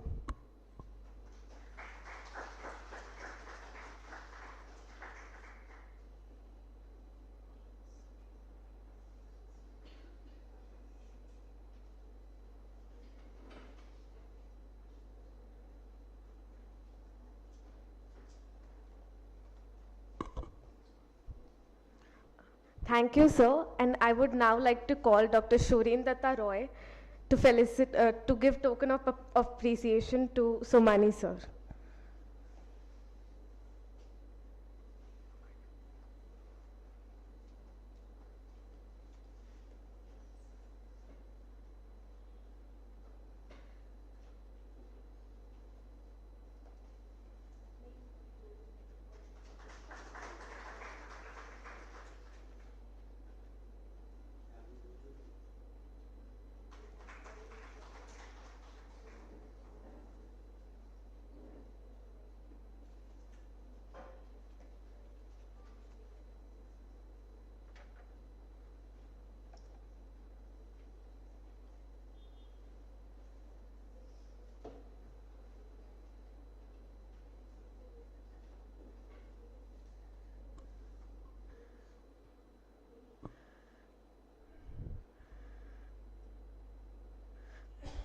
Thank you all, and now we'll gather here at 3:30 for the closing ceremony. Thank you.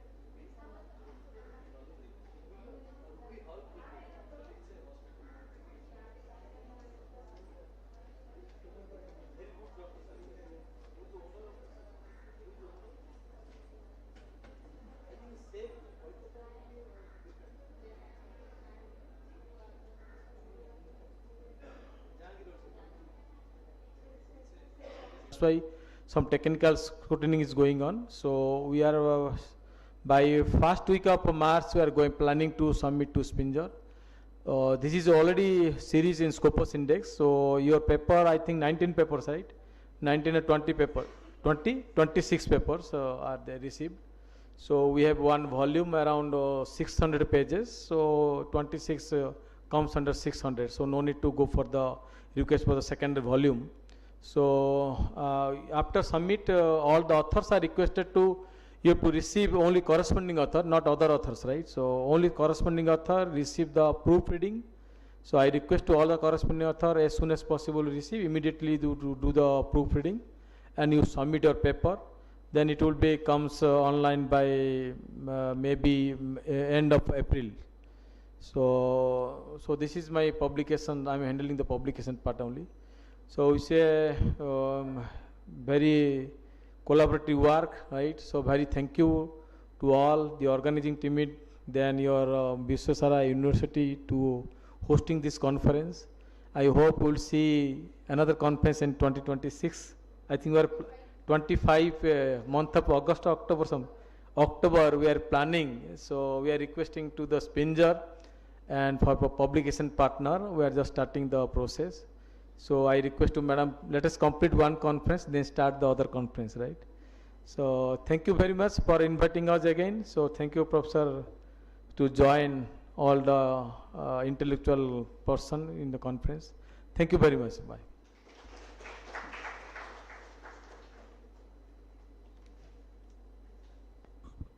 Thank you, sir. Next, we would like to hear from our participants about their experiences, key takeaways, and overall feedback.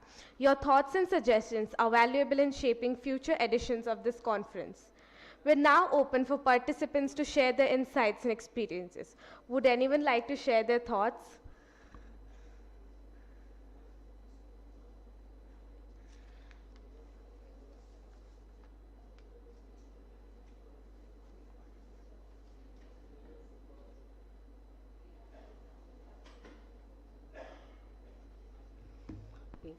Good afternoon all.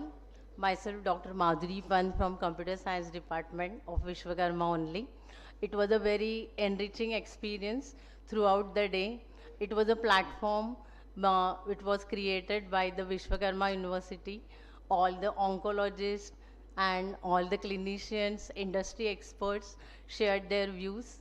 We also, all the participants shared their thoughts, and it was coming to know that there is a need that all the academia, industry and health professionals should come together and work on the AI in oncology. Thank you.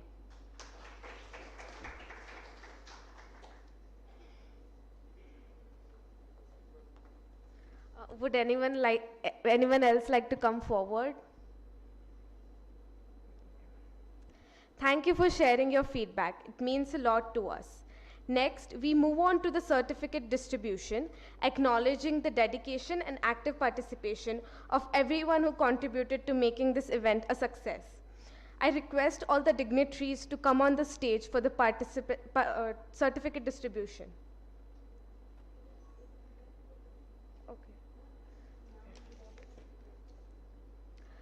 I would like to call upon the participants on the stage. First, I'd like to call upon Aryan Malsank.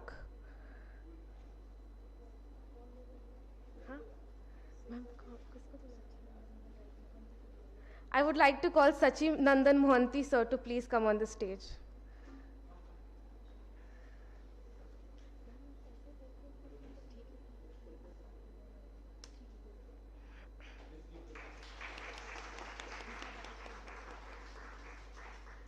Next, I'd like to call Nishita Burade.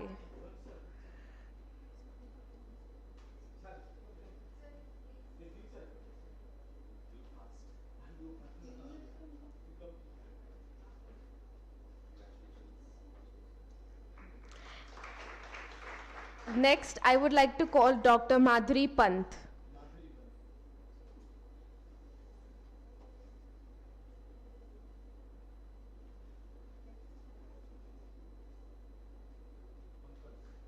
Next, I would like to call Pankaj Kunekar.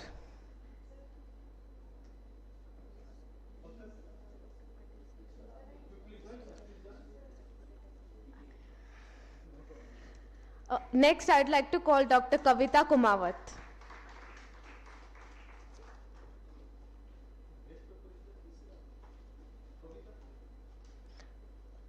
Sanket Lodha, please come on stage.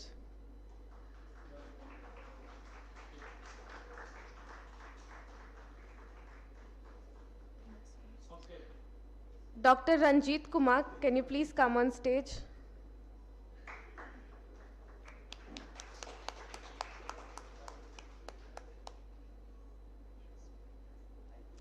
Ma'am, तो यहाँ पे no. Seetal Das, ma'am, please come on stage.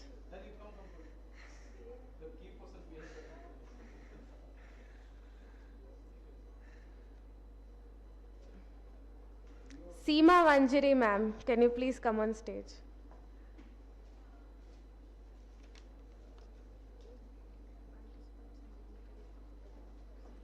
Okay.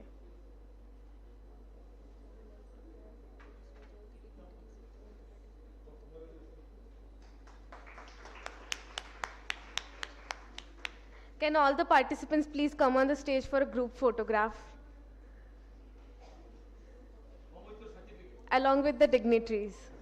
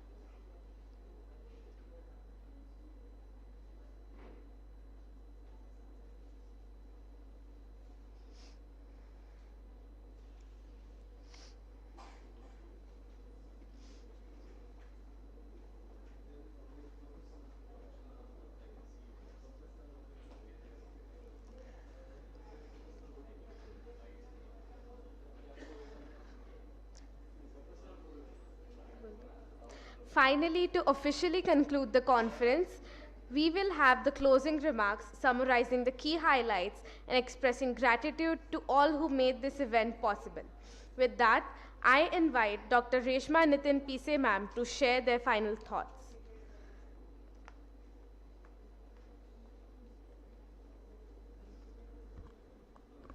Good afternoon, everyone. As we proceed towards the end of this conference sessions, I would like to thank each and everyone, our esteemed guests, honorable keynote speakers, and authors, researchers for sharing their insightful thoughts and sparing valuable time during this conference. I would like to thank our management for giving us permission to arrange this international conference. I would like to thank, lastly but most importantly, I would like to thank each and every member from the organizing team for their tireless efforts, excellent teamwork, dedication, and coordination. Thank you all.